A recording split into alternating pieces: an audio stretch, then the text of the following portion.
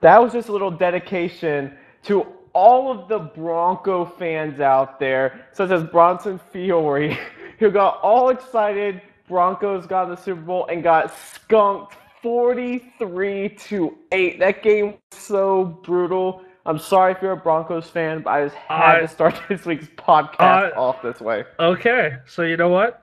You can ask Anthony. Not even mad. Yeah. How should I put this? From the general response, it's hard to be mad when your team doesn't show up. Yeah, like from what I can tell, getting angry would be like something like 43-24. That would be, getting angry. But 43-8, they got straight raped. I know, but here's the thing though: is that it's just from how I see it, I don't see people raging about the Broncos not of being annihilated. It was just like outright disappointment because it's like this is the number one offense that we were expecting. It was just widespread disappointment. So let me tell you right now, I played sports for a long time. I played a lot of football. I know a lot about football. Watching that game from the perspective of someone who knows how to study film, there were probably 4 players out of 53 on the Broncos who were prepared for that game. Nate Irving, Terrence Knighton, Demaryius Thomas, and Peyton Manning. Those were the only 4 people on a 53-man team roster that were prepared for that game at all. And that is totally on the coaching staff. When you are not prepared like that, that is on the coaching staff. And fucking goddamn it, yeah, it is hard to be mad when your team does not show up because they are not prepared. Yeah. It's just funny because, sitting down and getting comfortable for the Super Bowl, I get a text from Bronson, ready for the Broncos to dominate and get them with chicken wings or something like that. And I was like, okay. Yeah. I thought the Seahawks were going to win. But then the game started. First snap of the game. Bonk. I let's look at that and I'm like... That is a perfect example of not being mentally prepared. I was like, are you kidding me? I was like, the fastest score in Super Bowl history. Freaking 12 seconds to a safety. Congratulations. Oh God! And then to start the second half, you guys try to kick away from Percy Harvin. He picks it up anyways and runs it for a touchdown. I was seriously laughing half of the game. I'm like, is this real right here? Broncos in the Super Bowl and they're playing like this? Yeah, that's the thing. It's like the best scoring team in history. Yet they scored 8 one of the top offenses ever, and then the Super Bowl happened. You're like, and you just think this is the number one offense in the NFL. Now, sure enough, they are playing the number one defense, but still, 8 points. Yeah, 8 points. Two things. First, like I said, all on the coaching staff. You could look at I watch the Broncos all season long. I watch every game they play. And there were 3 games this year that they came out, they were obviously not prepared and slacked off. Indianapolis, San Diego, at Mile High, and this game. And in all 3 of those games, they got beat. And the Seahawks were the only one out of those 3 teams that's a good enough team to do what they did. That's straight up. And any momentum and any preparedness they could have got in the second half was deflated by that kick return. So there you go. From my standpoint, having not really caring much about either of those 2 teams, it was really boring to watch. Extremely boring to watch because a good Super Bowl will be something like Giants Patriots back in 2010. It is 2010 or 2011. So aside from the whole shock that the Broncos weren't playing, and the fact that any sports bettor likely lost a lot of money on that game. Aside from that, it just wasn't very entertaining because it was so one-sided that it was like, clearly, one team is playing their butts off, another team isn't. Well, yeah, I think Floyd Mayweather bet like over $10 million on the game. I'm sorry, like it was almost like I was watching the 2012 Chicago Bears offense on the field. Okay?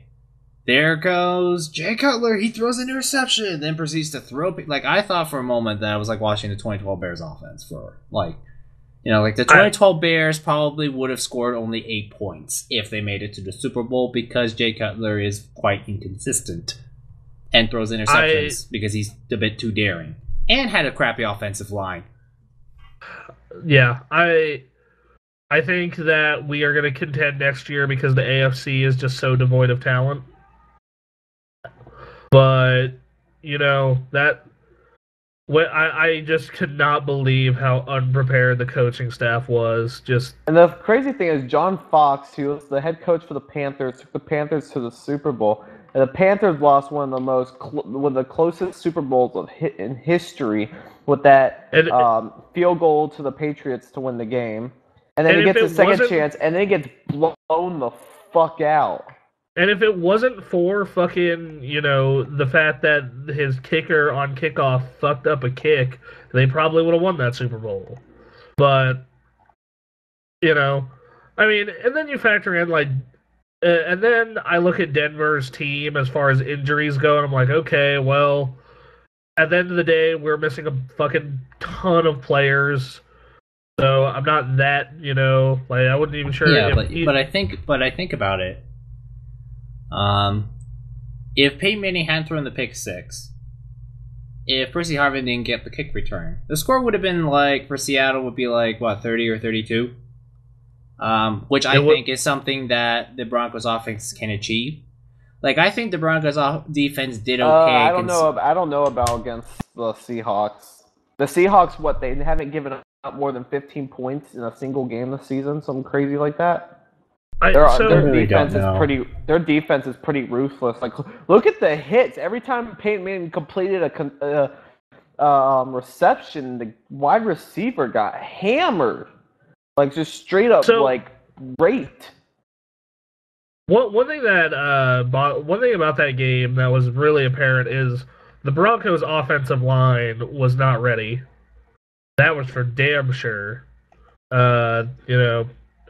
Like I said, the only people on that team that looked ready were Terrence Knighton, Nate Irving, Peyton Manning, and Demaryius Thomas. And Peyton Manning is useless when your offensive line sucks. You know, or is playing like garbage. Any great quarterback is useless if your offensive line sucks.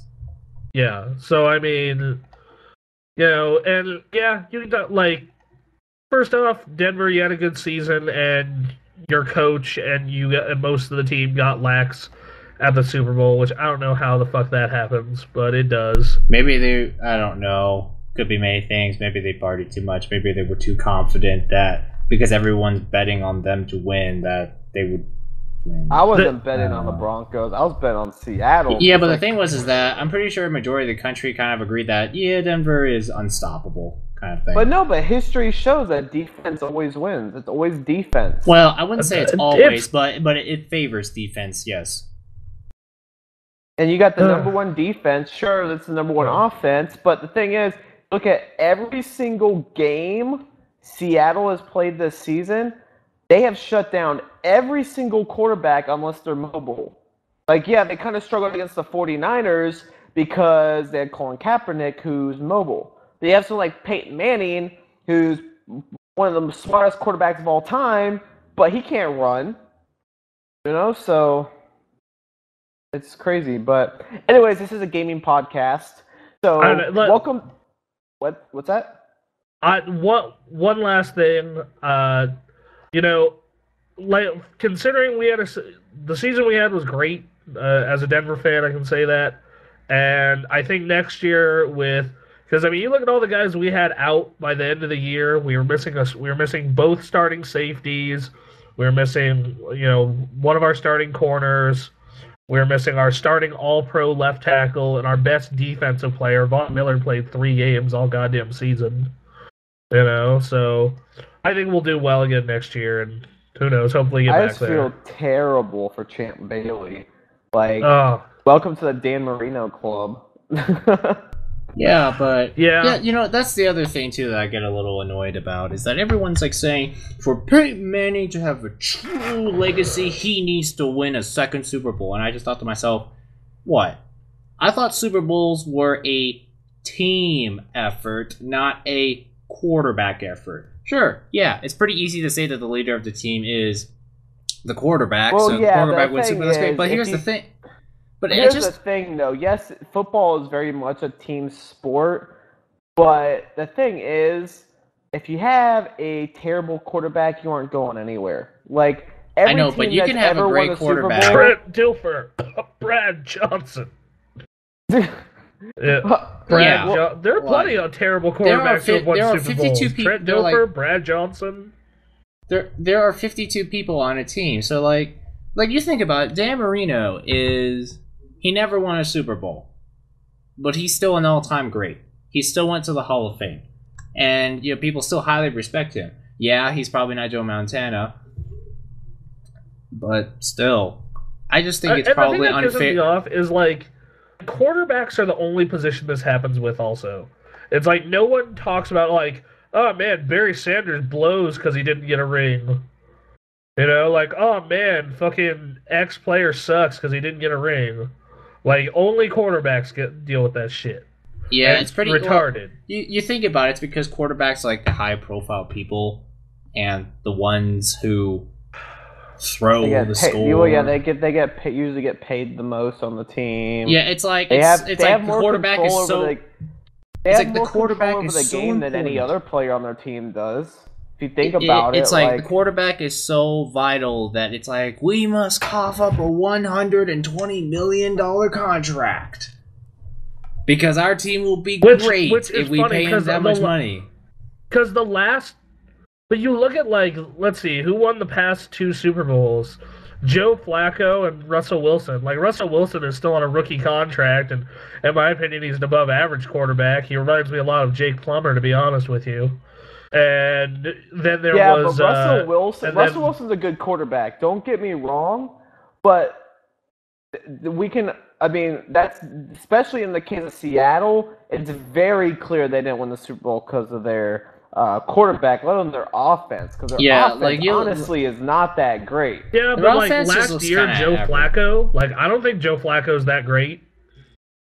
Yeah, but because because he won the Super Bowl, they gave him $100 million for the next 5 years or something. which freaking fucked them over because now they suck. Fucking insane. Yeah, that's nuts. Joe Flacco's not worth that. And who else was who was the Super Bowl before that? It was Giants, right? Eli Manning's actually pretty good, but he's not he's good if it was the playoffs. But in the regular season, this season he sucked. But in the regular season, he gives everybody a heart attack, which is probably not good for the last Super Bowl to where a top 5 quarterback won it was Green Bay in 2010. So, and then the year, so, I don't know. There was that one period when it was, all top quarterbacks, though. There was that little period. You had Tom Brady and Ben Roethlisberger and then Aaron Rodgers and then... Drew Brees. Yeah. Yeah, it's all about defense. Yes, you have to have a good quarterback. But the thing is, you can have as long as you have a good quarterback... If you have a solid defense, you have a really good chance. But if in the case of the Broncos have an amazing offense, but their defense isn't that great. Dude, it looked okay at first. How many starters did we with Denver? I mean, I look at how many starters we lost throughout the season. It's always on defense, and just every time someone got hurt, I'm just fuck, someone on offense get hurt. Jesus.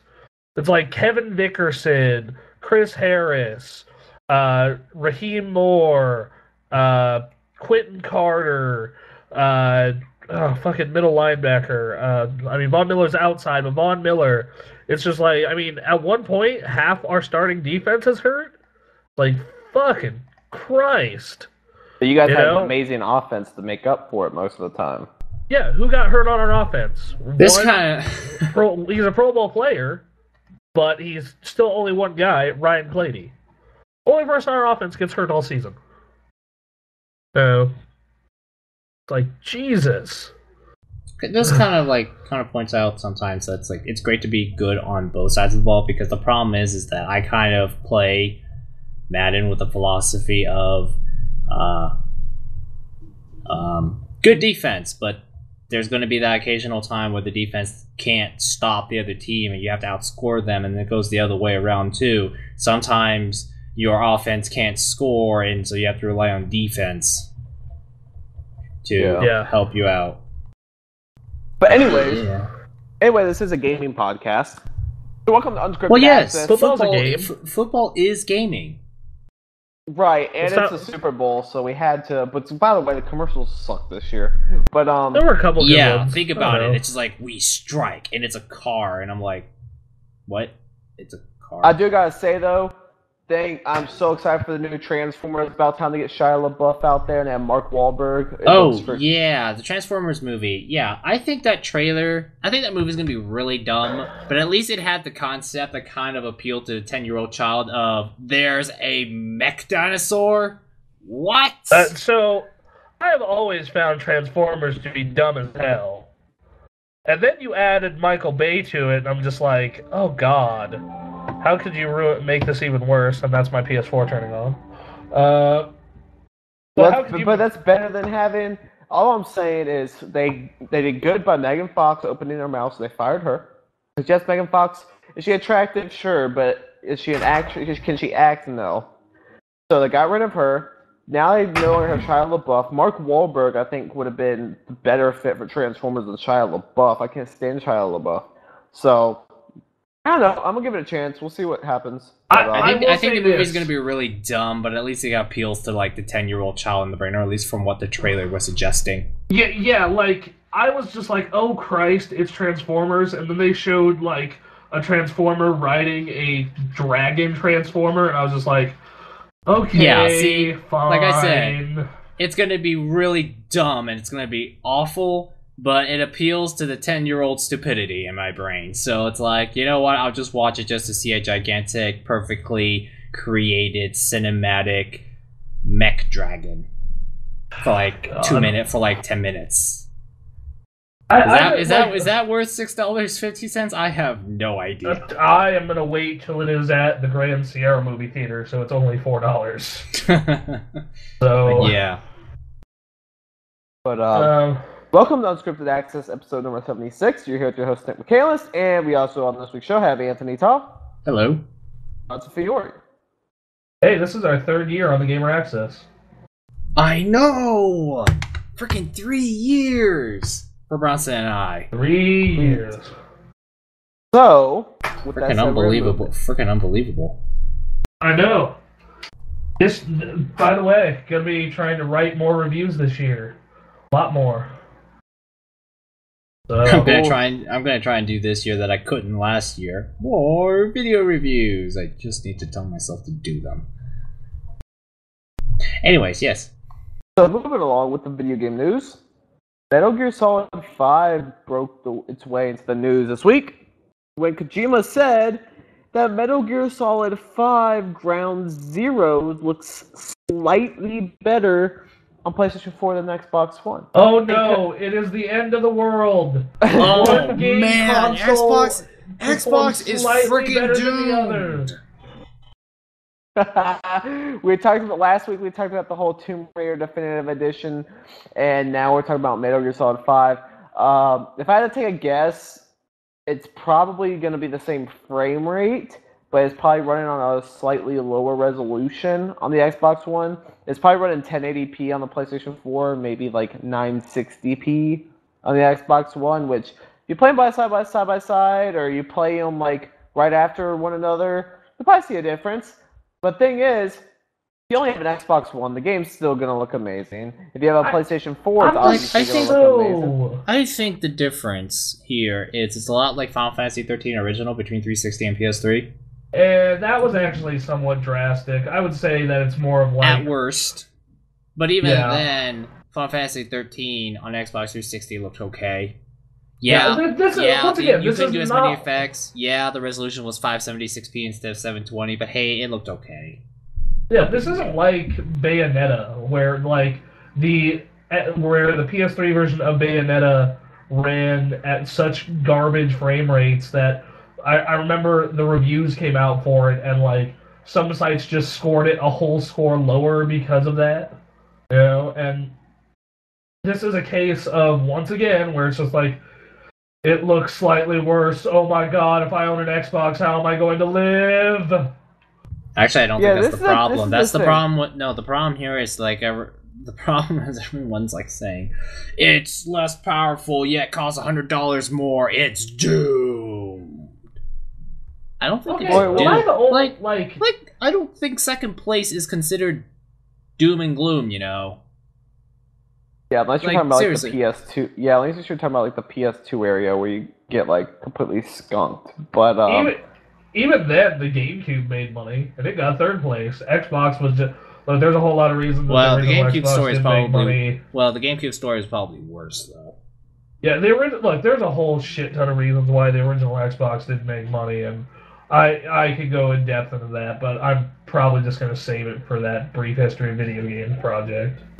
Yeah. We beat this down to death last week, but it's. I think Kojima just kind of pointed out something that's just didn't really need to point out. We kind of already knew. We already knew that the Xbox One is slightly less powerful than a PS4. We did kind of already figure this out. This is the thing. Like I said last week for Unscripted Access, this information is only valuable and only has any worth to someone who owns both consoles. Because someone like me, so I have both consoles. So when it comes to me to get the game, yes, I'm going to get it on the PlayStation 4. But let's say they come out with... For some people, it doesn't even matter then because they play where their friends play. And does this Metal Gear have multiplayer, or is it... Because I know some of them have, some of them haven't. I don't believe Ground Zeroes has multiplayer. Okay, well, some people, or in the case of Brittany, Brittany will probably own both platforms before, this generation's over, and, she always buys multiplats on Xbox because she prefers achievements. That's just how she rolls. Yeah, another perspective is that, I think you kind of brought up a good point, is that back in the days when I had just an Xbox 360 and a Wii, the only way I could play Final Fantasy 13 was to buy it on Xbox 360, the 3-disc set. And did I find it to be a huge problem? No. I mean, yeah, the resolution was lower, and the game looked noticeably worse, but it ran fine. It still played fine. It's still fine. How did you live, Anthony? How did you live? I lived because I was able to understand that I was playing on a less powerful system, and it was still Final Fantasy 13. It didn't wreck the story. It didn't wreck the gameplay. It just looked a little worse. Yeah, and I didn't really care, and I understood that. It was just you know what, I understand, and I still got the Final Fantasy 13 experience, which as we've talked about is spectacular. Yeah. I get a rendered image that's in 576p. I get worse looking here, and I get YouTube compressed cutscenes. But you know what? It was fine. I wasn't bothered by it. Yeah, I mean, a perfect example of this would be I played a lot of games on how many people here only play on consoles? I've got to see, especially with Anthony and I, especially with our gaming PCs, I've gotten to see how much better things can look, and you don't hear us being oh my god, we're not gonna play the console version of anything, fucking. No, we're just, it's just a matter of, I don't even know how to describe it really, but it's not the end of the fucking world. I mean, it's only, look, if the game still plays well, and the game still runs fluently, but only looks slightly worse, No big deal. And also, if everything was decided by just sheer power, why are you gaming on consoles and not jumping to the PC? You can build yourself a $800 computer that has like graphics that can probably blow these systems out of the water 2 years down the line. I can tell you why, Anthony. Because they can only afford one, or they only want to buy one, and they want their purchase to be the quote unquote right one. I know. You don't want to feel like you made a mistake. I get that part, but yeah, like which, as you and I know, is bullcrap. There is no right one.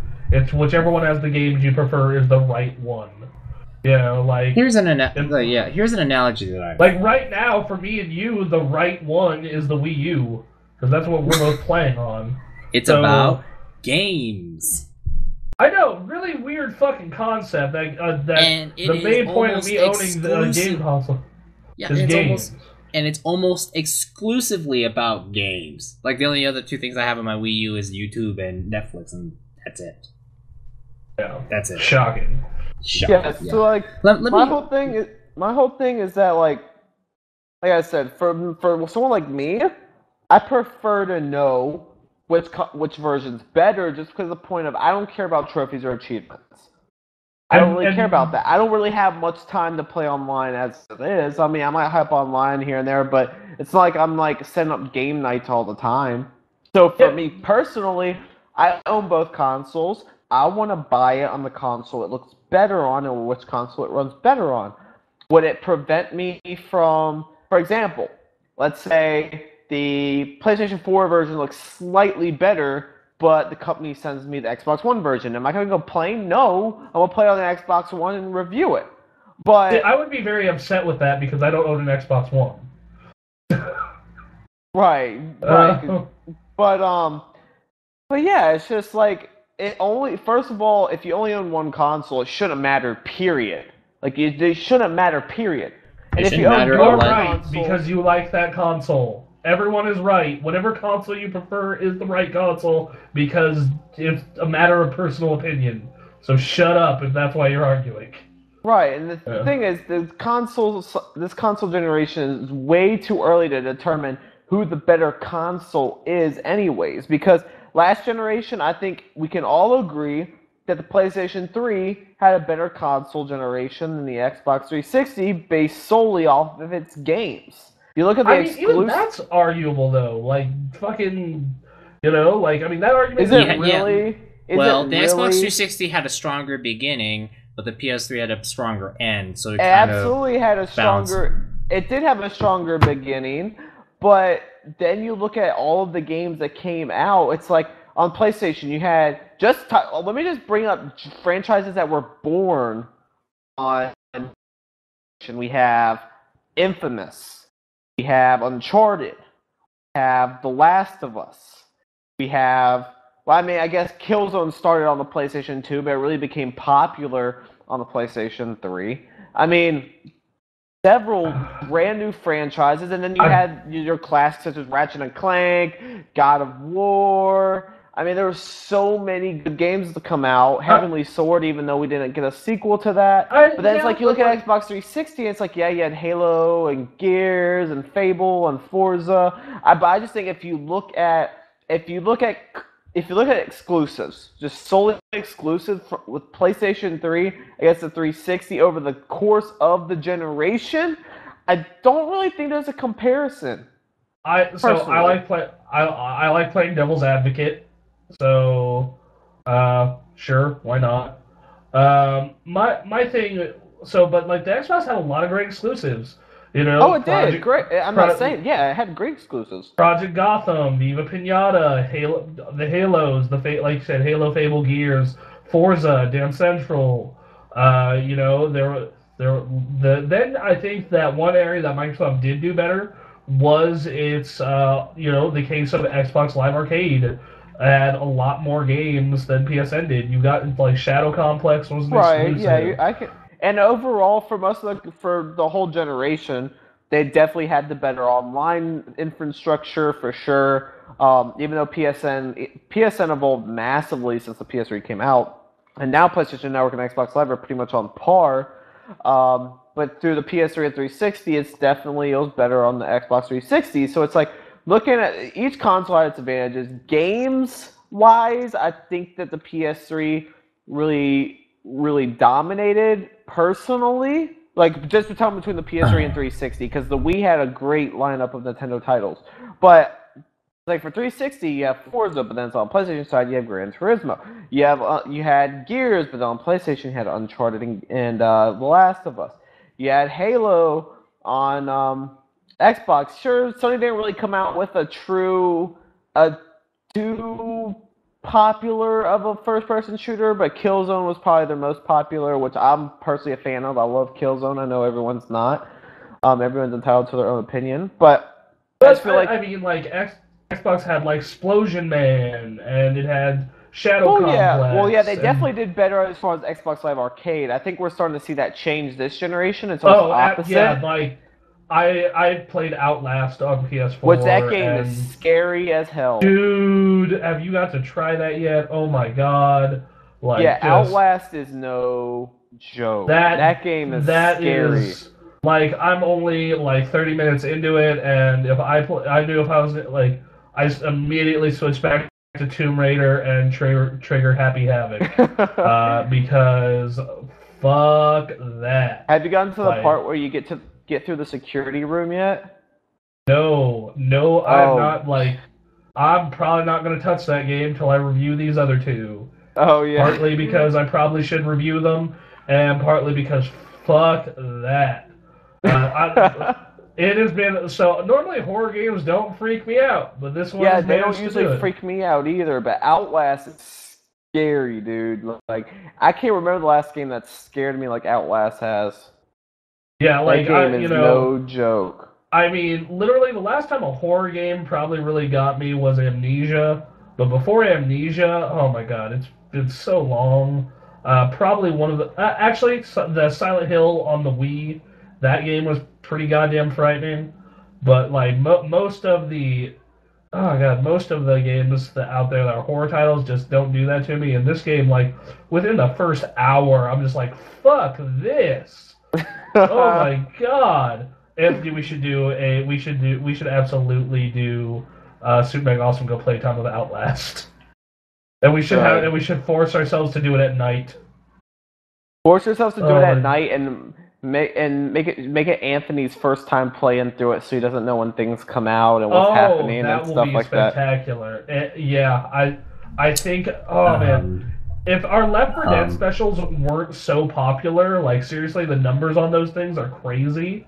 I don't know why. Apparently, people find Joe, Aaron, Anthony, and I playing Left 4 Dead to be hilarious, I guess. Which it is to an extent.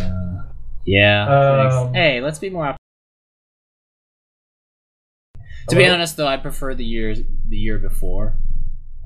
Yeah, it was definitely better the first year. Yeah, it was definitely more fun the first year, and we did a bit more. Whereas this year, it's like we kind of did the same thing. Yeah, this year it had to be rushed because my work schedule was different and whatnot. So yeah, Outlast is no joke, and it's free to download on PlayStation 4 as a PlayStation Plus member. And so is Resogun, which I think Microsoft got Peggle and Killer Instinct, but man, Resogun and Outlast are great. I'm kind of curious what they're gonna do. Like, did you guys hear that? The team who made Killer Instinct it's Helix, right? Double Helix, yep. Yeah, Double Helix. Did you guys hear that Amazon bought them today? That's crazy. Also, they're the guys developing that new Strider game that comes out on the 18th. Yeah. Amazon bought them, which is crazy. That's crazy, and also Strider was the shit on the Genesis, so... And there's also rumors of Amazon coming out with their own console, which I think would just be a disaster. And it kind of sucks because I've got stock in Amazon that I'm waiting to go up. But if they announce a game console, I'm pulling out immediately. So I don't know. Here's what... To be honest... We're talking about the difference between consoles here. Have you guys actually played Tomb Raider Definitive Edition on the PS4? I haven't played it. Has anyone besides me play?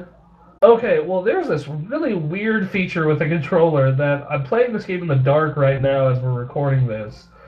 and every time you fire a gun, the little white light on the controller flashes.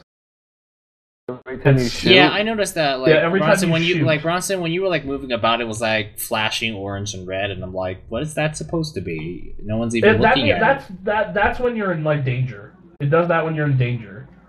Yeah, but it's on like the front end of the controller, so you don't really see it unless you look down. Killzone does the same thing. I find the gun one, it only matters when I'm like playing it right now, when I'm one by myself and two in a like pitch black room. I didn't even notice it until like 3 hours in, when I was like, okay, I'm gonna turn my lights off, and I was like, what the hell is that flashing?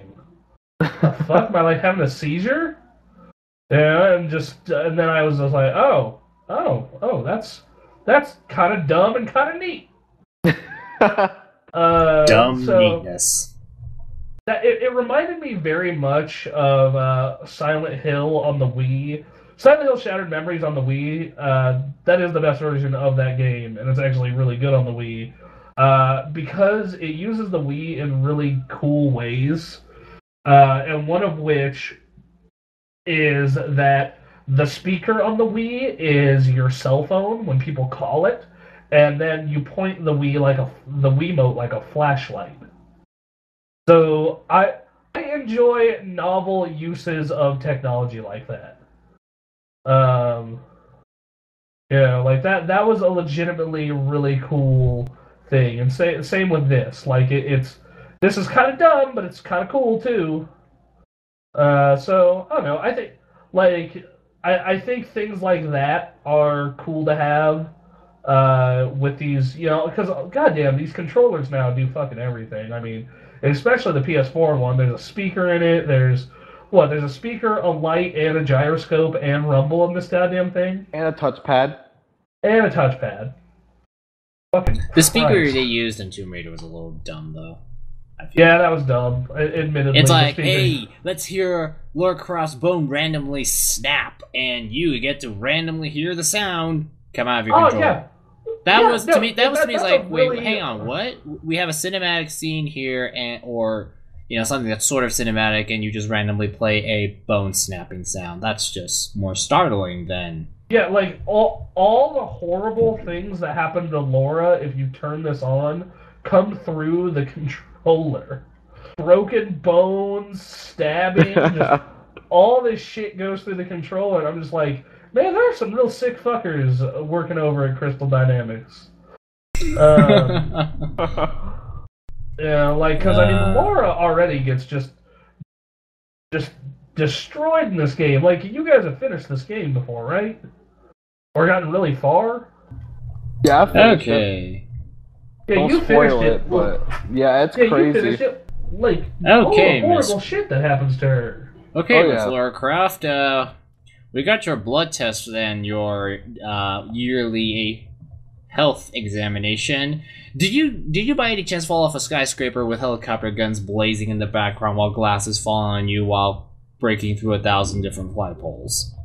Yeah, like, I feel as though this game is what would happen to Nathan Drake if they made, like, instead of making the Uncharted games very Indiana Jones-esque, they made them like, oh, let's make this gritty and realistic and stuff. I would love for them to make Uncharted rated M. That would be awesome. Because I pretty much love- look what they did with The Last of Us, and I feel like with Uncharted they could do a lot more. I don't want gritty Uncharted. I'm gonna be honest. Well, no, I- I don't part want it. of- I don't want it gritty. I don't want it to look like The Last of Us. But I want it to be Uncharted but rated M. Like I want to see like real blood, real guts. Like especially on the PlayStation 4. Like I want to see like you blow someone's head off with a shotgun. I want to see their head go flying and see like blood spray everywhere. I'm gonna be honest. One of the things that was a joy working at GameSpot was recommending stuff to parents, and also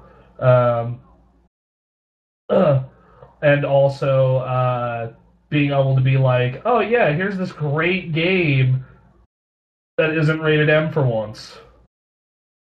And that almost never, ever, ever happened.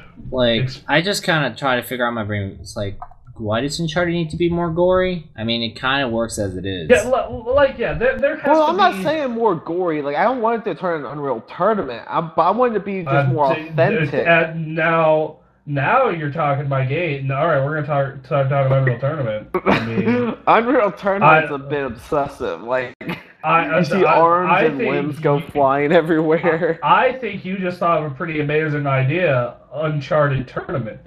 We get an Unreal game, so like Uncharted Tournament. They get warped into the far-flung future, and they have to compete in the Unreal games. There you go, $1 million idea.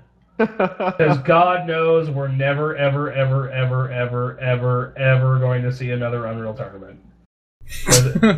And that, hey, look, I'm a realist.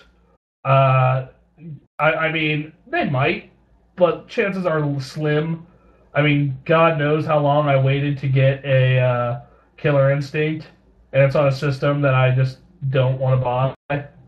So that just, breaks my heart. And I'm hoping that something similar doesn't happen with. Well, no, that's owned by. Well, the thing about Unreal Tournament though is Unreal Tournament. Even if it does come out again, it definitely will come to the PC because that game is known for PC games. Oh, they would never release Unreal Tournament and not release it on PC. Unreal Tournament is one of the games that got me. I think debatable. It'll be released on both. But you think they release an Unreal Tournament that's not on PC? Well, yeah, they'll release it on PC. They'll release it on both. Is what they'll. Well, yeah, I can see it. I'm not saying they won't release it on consoles, but they'll definitely release it on PC. The PS3 version of Unreal 3 was okay, and the Xbox 360 version was trash. And then you have, and the PC version was amazing, but it just didn't get the same community as the other Unreal games, and that sucks because, once again, Unreal Tournament 2004 was one of those games that gosh, 2004 was amazing. I just dumped so much time in that game. I remember in computer class we'd download the demo and we would just go crazy on the one demo level. We just all play. Oh yeah, Unreal Tournament's rad. Oh man, and once again, like I said, shame that it is. That is a real shame that they're probably not gonna make another one. And then they sold. Like, what are those dudes working on? Like, Fortnite is it, right? Like everything else. Well, Cliffy B's gone. I mean, and now Ferguson's gone. Well, yeah, but they still got pretty much all they're doing now is developing engines and leasing it out. They developed Unreal Engine 4, and we're gonna have all these games coming out for it, coming out using the engine. I think that's all they're gonna do now is just build on engines and make money off engines. Yeah, but they got like a bunch of really talented people in that studio that like making games. So, I mean, I would hope that they work. Who knows? They might be working on something that I don't know about. But I guarantee you, if they are working on something, it's gonna be Xbox One exclusive. Well, I don't know. That's a hard one. I don't know. Epic's just had such a strong relationship with Microsoft. Which, there's a lot of reasons for that, obviously. I don't know. It's weird. Whatever. I don't know, man. I don't think they're ever going to do another Unreal, and who knows what they're going to do after Fortnite. Fortnite's not even done by their primary studio either. So, who knows? Oh, well. They might be doing something. Yeah, they might, but I'm not gonna count on it, man. But going back to Metal Gear, Shadow Complex 2, that's another one that I want. Yeah, Shadow Complex was awesome.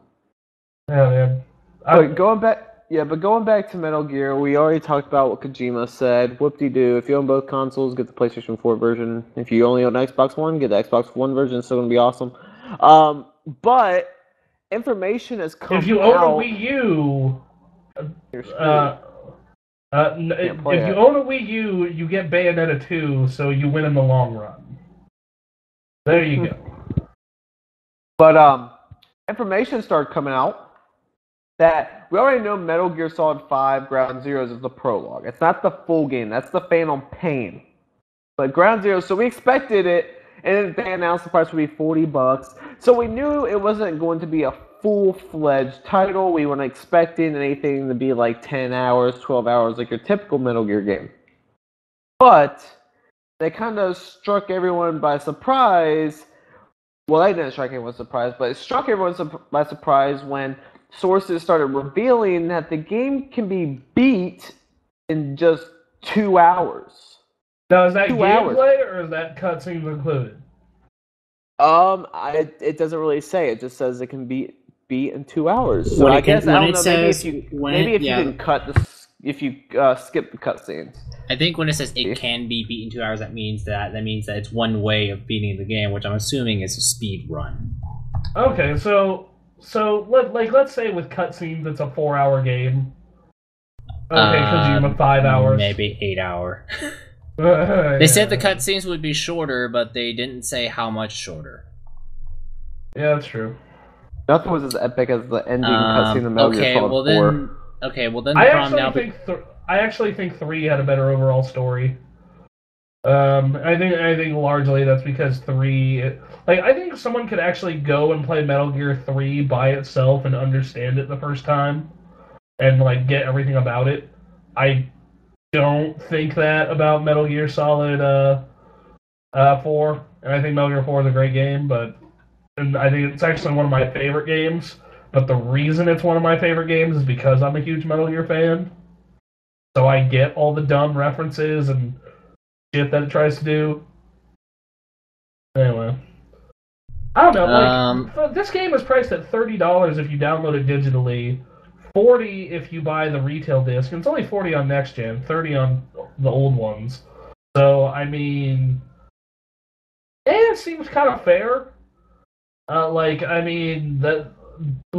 have paid significantly more for short ass games. I mean, how many people have just like bought Call of Duty and those games are ridiculously short, right? So who knows? But yeah, because the developer came out and he referred to Journey. Journey is a really short game, but look how amazing it is. And here's my thing though. Journey was $15. I'm not saying to make the Ground Zero's $15. I understand you're using a brand new engine. You spend a lot more in development than what that company did with Journey. But I'm thinking it should be like $30. That's how much. That's how much it is if you buy it digitally, like the next gen ones.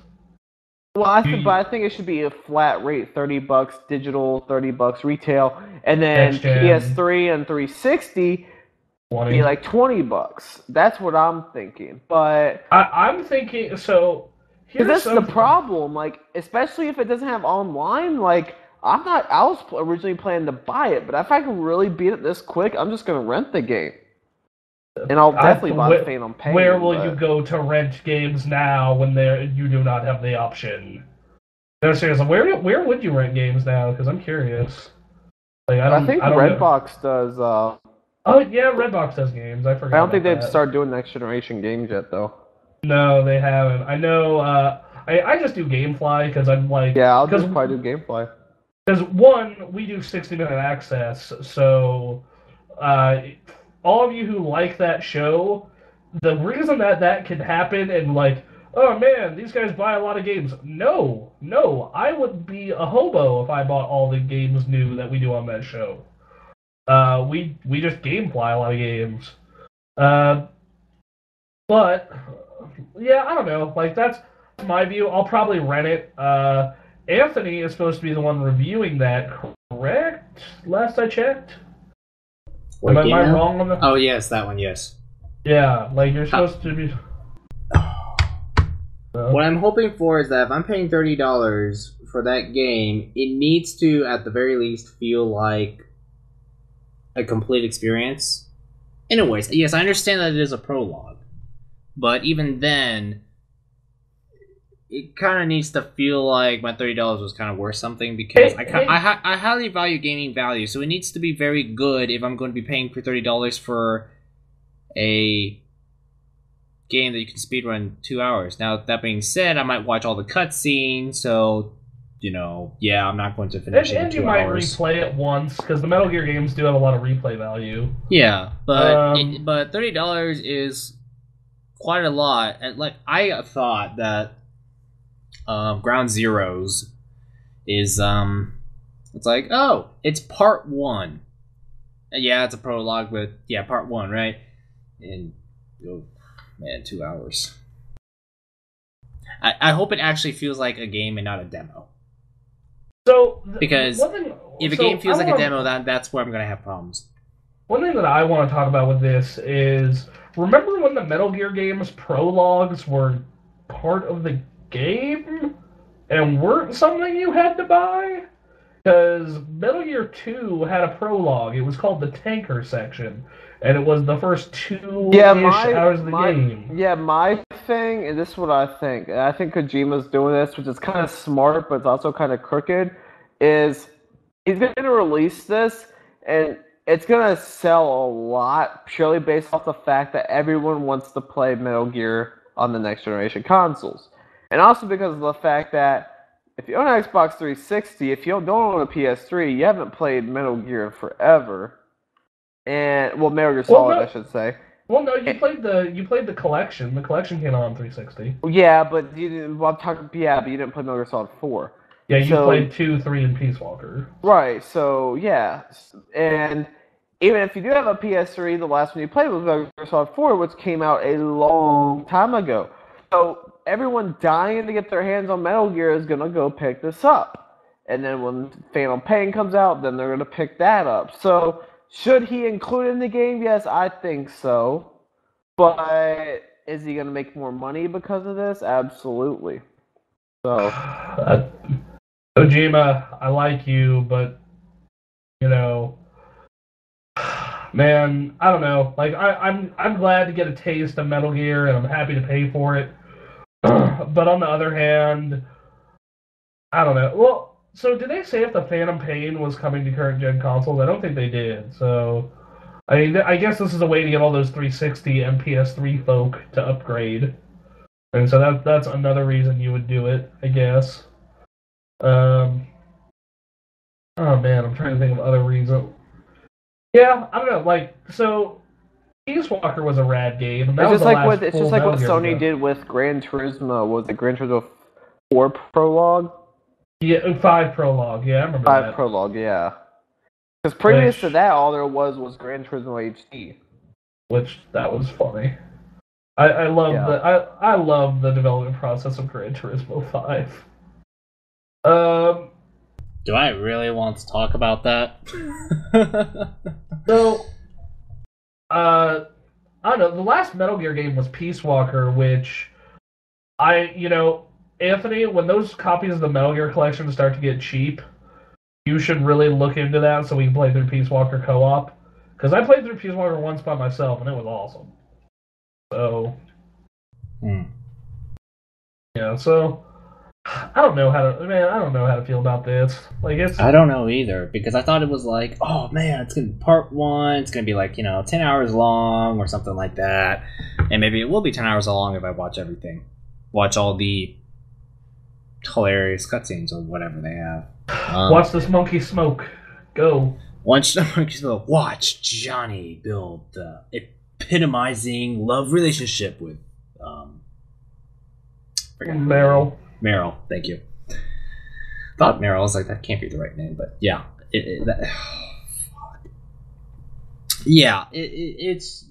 maybe it will be 10 hours if I don't play if I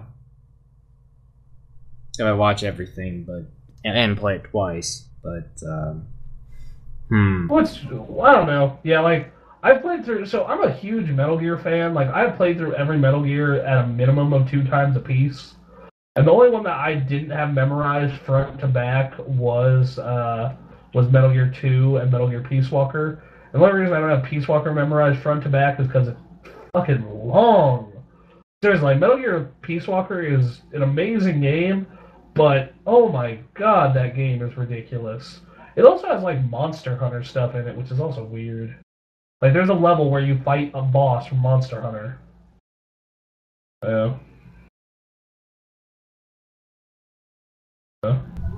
Yeah. Anyway.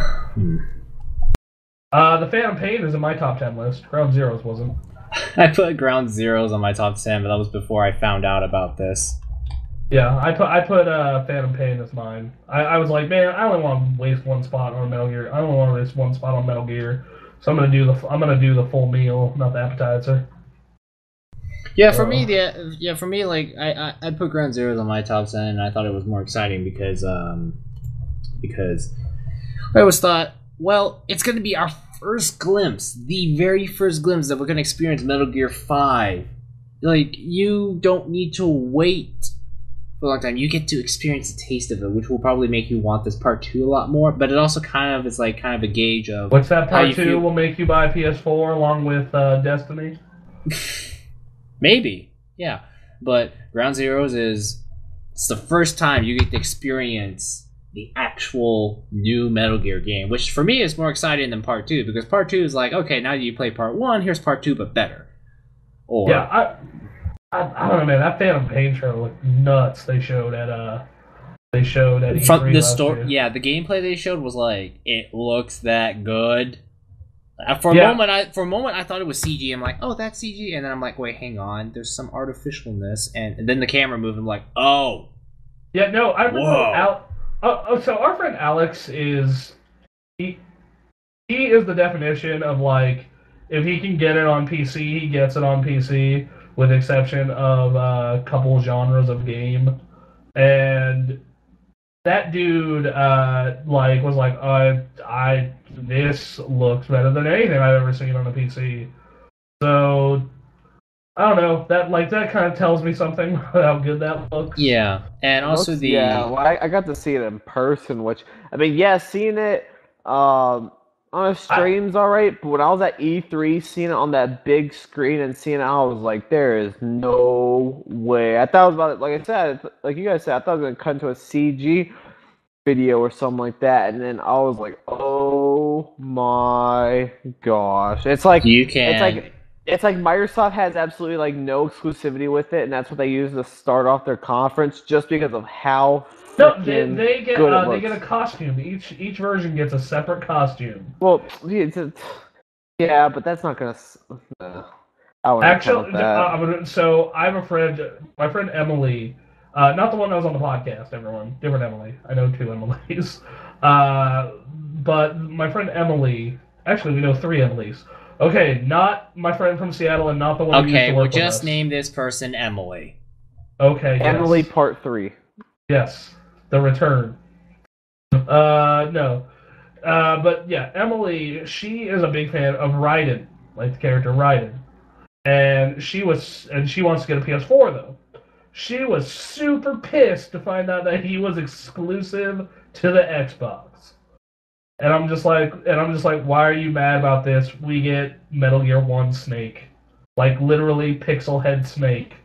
I don't see what's to be mad about here. Yeah. But that's just me. I don't know, like, dumb stuff like that oddly sells for some people, though. I mean, how much? Because, I don't know, I'm trying to think of, like, a pre-order bonus that really was really good and cool to me. Like, PlayStation 4 has a bonus mission or exclusive mission, though, I believe. Yeah, Deja Vu, I believe is what it's called. Yeah, I'm trying to remember what besides the Raiden skin is in the Xbox version, because I know they're getting something else. Yeah, no, I remember that game looked fucking crazy when they unveiled it at PAX. Like, they unveiled Ground Zero, which is using the same engine as the Fox engine, at PAX 2012. And I remember Quinn and I and you, Nick, were at that reveal. Yeah. And we were just like, bullshit, no way this is running on a fucking PS3, you lying whores. Quit lying.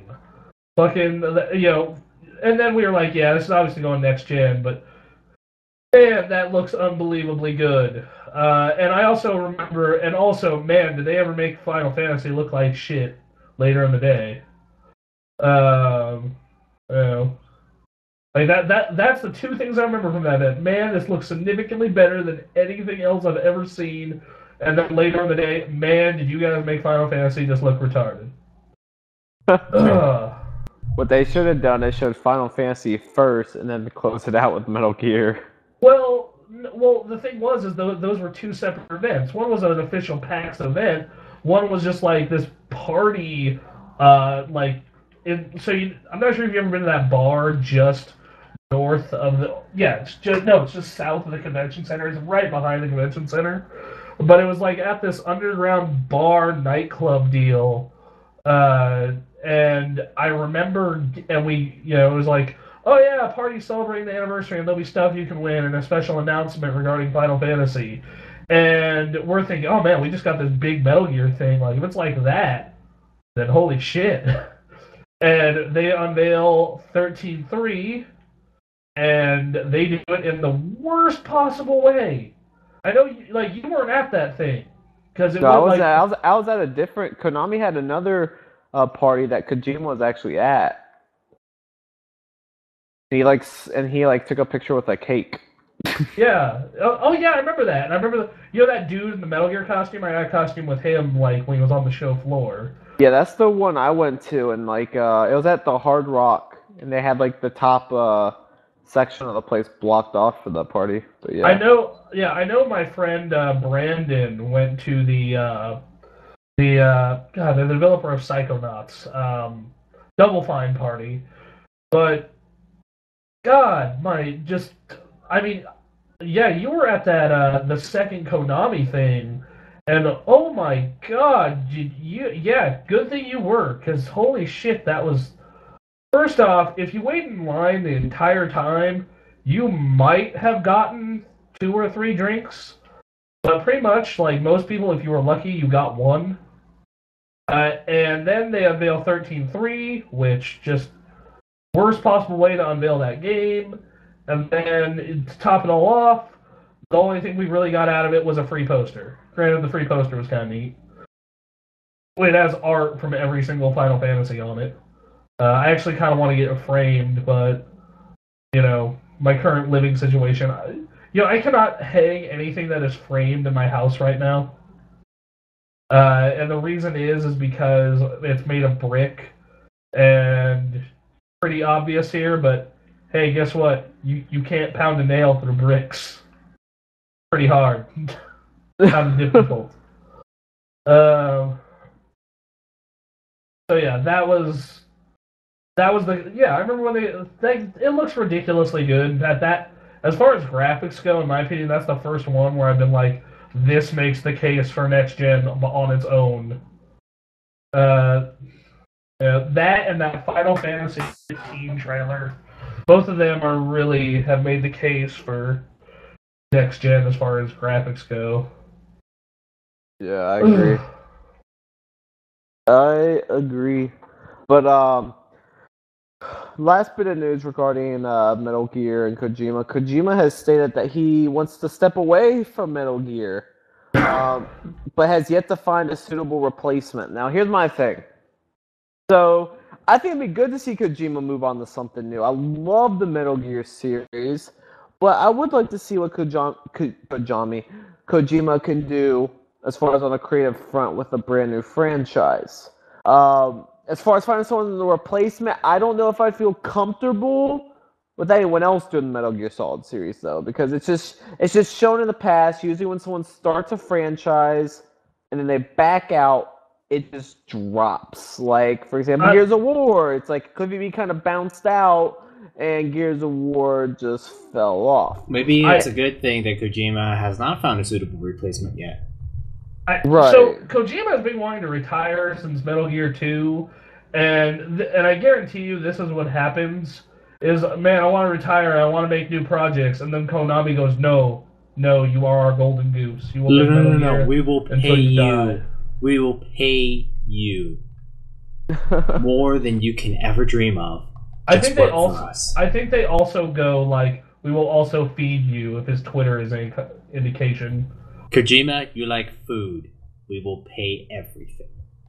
Yeah, we will feed you whatever you want to be fed. Yeah. So, as far as Kojima wanting to move away from Metal Gear and do something else, I think that's probably a good thing, because as artists, you always kind of want to explore new things. You know, just like it kind of frees up your imagination to just dream up.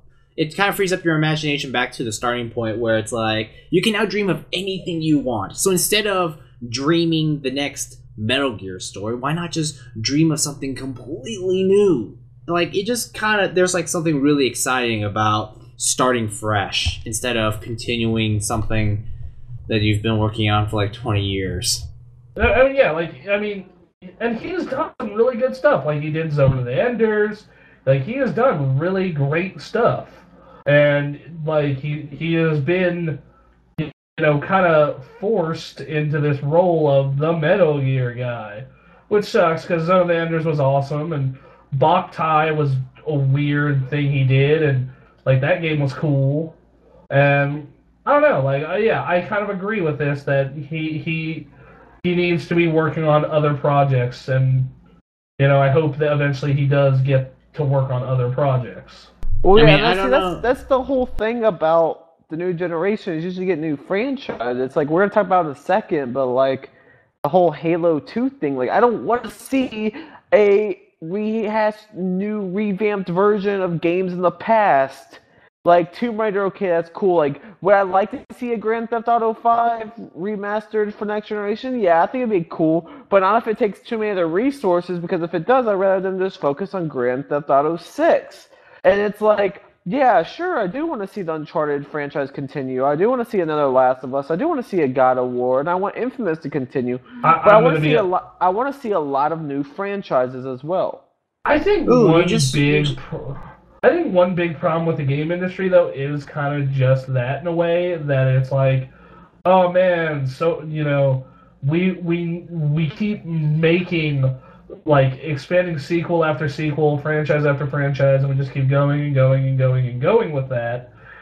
And it kind of makes some of these less, like, it kind of devalues their artistic quality. Like, I don't want to see another Last of Us. Like, I hope they, unless it is totally different characters on a totally different end of the planet. The thing is, though, is no spoilers, but the way The Last of Us ended, it, like, opened up for a whole new story. Well, yeah, and, like, that was. But do you want them to do another story? Because then it becomes a case of, can you make it at least as good? Well, not only that, but, I like endings that are open to interpretation. And I've had one of the things I said about The Last of Us when we talked about it on the podcast for the very first time is, like, that was an ending more befitting a book or some other piece of media almost, because it was so well done and so unexpected for games. And I was like, if they just leave it there, I mean, so how many people here have actually read The Road? If you like The Last of Us, you should immediately go read The Road. You will fucking love it if you like The Last of Us. If The Road had a sequel, like, it kind of devalues a lot of what that was about. And same goes for The Last of Us and a lot of other, titles like it, I guess you would say. And it's not that I wouldn't play a Last of Us sequel or same thing with a lot of these franchises, but I also think that we should really invest in new IP. And, I don't know, man. It's hard for me to describe, I guess. It is one of my problems. And like Halo should have been done after Reach. Like, Halo 4 was a great game, but how much better could it have been if it makes too much money? Well, yes, I'm aware, but how much better could it have been if they didn't have to fit all the shit of that game into the trappings of Halo? Like, let's talk about that for a second, because all this new shit that they keep adding to the Halo games now, it has to fit into the trappings of a Halo game. And then that, in my opinion, that starts to devalue Halo in a way. As a longtime fan, I'll say that. And I'm just kind of like, well, that devalues Halo in a way. Like, they didn't need to add all this mystical fantasy bullshit to Halo. Like, they didn't need to. Halo didn't need that. and they didn't need to make the multiplayer more, Call of Duty-esque, I guess I would say. They could have made a new franchise and said, here's our new thing that we put a ton of talent and time into, and yeah, it's going to be a lot like Halo, and it's kind of derivative of Halo, but it's still its own thing. And the problem is that it makes too much money, and if people come to it, you will keep making it. If you build it, they will come. Yeah. Yeah. Like Halo makes too much money because people speak with their wallets. Oh, absolutely. So, if everyone is still buying Halo, that means they still want Halo. Yes, we always talk about, Call of Duty's the same thing over and over again. Call of Duty's so much of the same thing. But people keep buying it. Actually, so they will keep making it. They're finally starting to stop. Sales went down this year. And with good reason. But it's still a lot. So, if people keep buying it, that's a sign that people want more of it, and therefore you should keep making it. Yeah, but like, if you make it, I don't know, man. From a business perspective, that's kind of whatever sells, they're gonna find a way. If people are buying it, that means they want it. So from a business perspective, okay, yeah. I mean, that's just how people work in general. Really, people want more of what you do. You like inclined to do it, anyways. Yeah, but on you gain quite a lot. Well, on the other end of this, it's not like they wouldn't make money from a sequel, or like a new IP. They wouldn't make as much money. That's probably the catch, though. Well, we don't know that. I mean, like, in the case of, you go look at Destiny, and they just have to say, from the team that brought you blank, and I guarantee you Destiny is going to make a shit ton of money this coming, season and whatnot, coming year. And yeah, like I think that would be a good option. But no, they're going to run Halo into the ground, and that sucks because I love the original Halo games, and that bummed me out in a way. Same thing, same thing with a lot of these franchises, I guess. Would be the way I would, talk about it is like, hey, the like Uncharted, do it like. After the third Uncharted, I don't think they need to make another one. Like they can go though Uncharted in itself is a style of series that I think that you could kind of serialize just because of the way it's built. Like Nathan Drake has had hundreds of adventures, so you can kind of turn that into more games. His medical bill must be outrageous. Well, I mean, every trip back is like, I need prescriptions. I need prescriptions on like 5 heavy-duty antibiotics because I got infected with 5 different diseases while having fractured bones all over my body. In addition to some burns that sting from a fire. From the plane that burned through the sky. And I also need to be treated for hyperthermia because I walked through a desert. Yeah. And I need to see a psychologist because I am mentally scarred by hallucinations. Also, as long and as betrayal. we're dealing. Also, because of all this, it's incredibly painful, and I now have a pain pill addiction. So, yeah. The life of Nathan Drake. Actually, since we're on the topic of Naughty Dog, like this is like one of the things that I feel like taking a break or moving away from a franchise for a little bit could be great. Like Naughty Dog, they worked on Uncharted like 1, 2, and 3, took a break, made The Last of Us.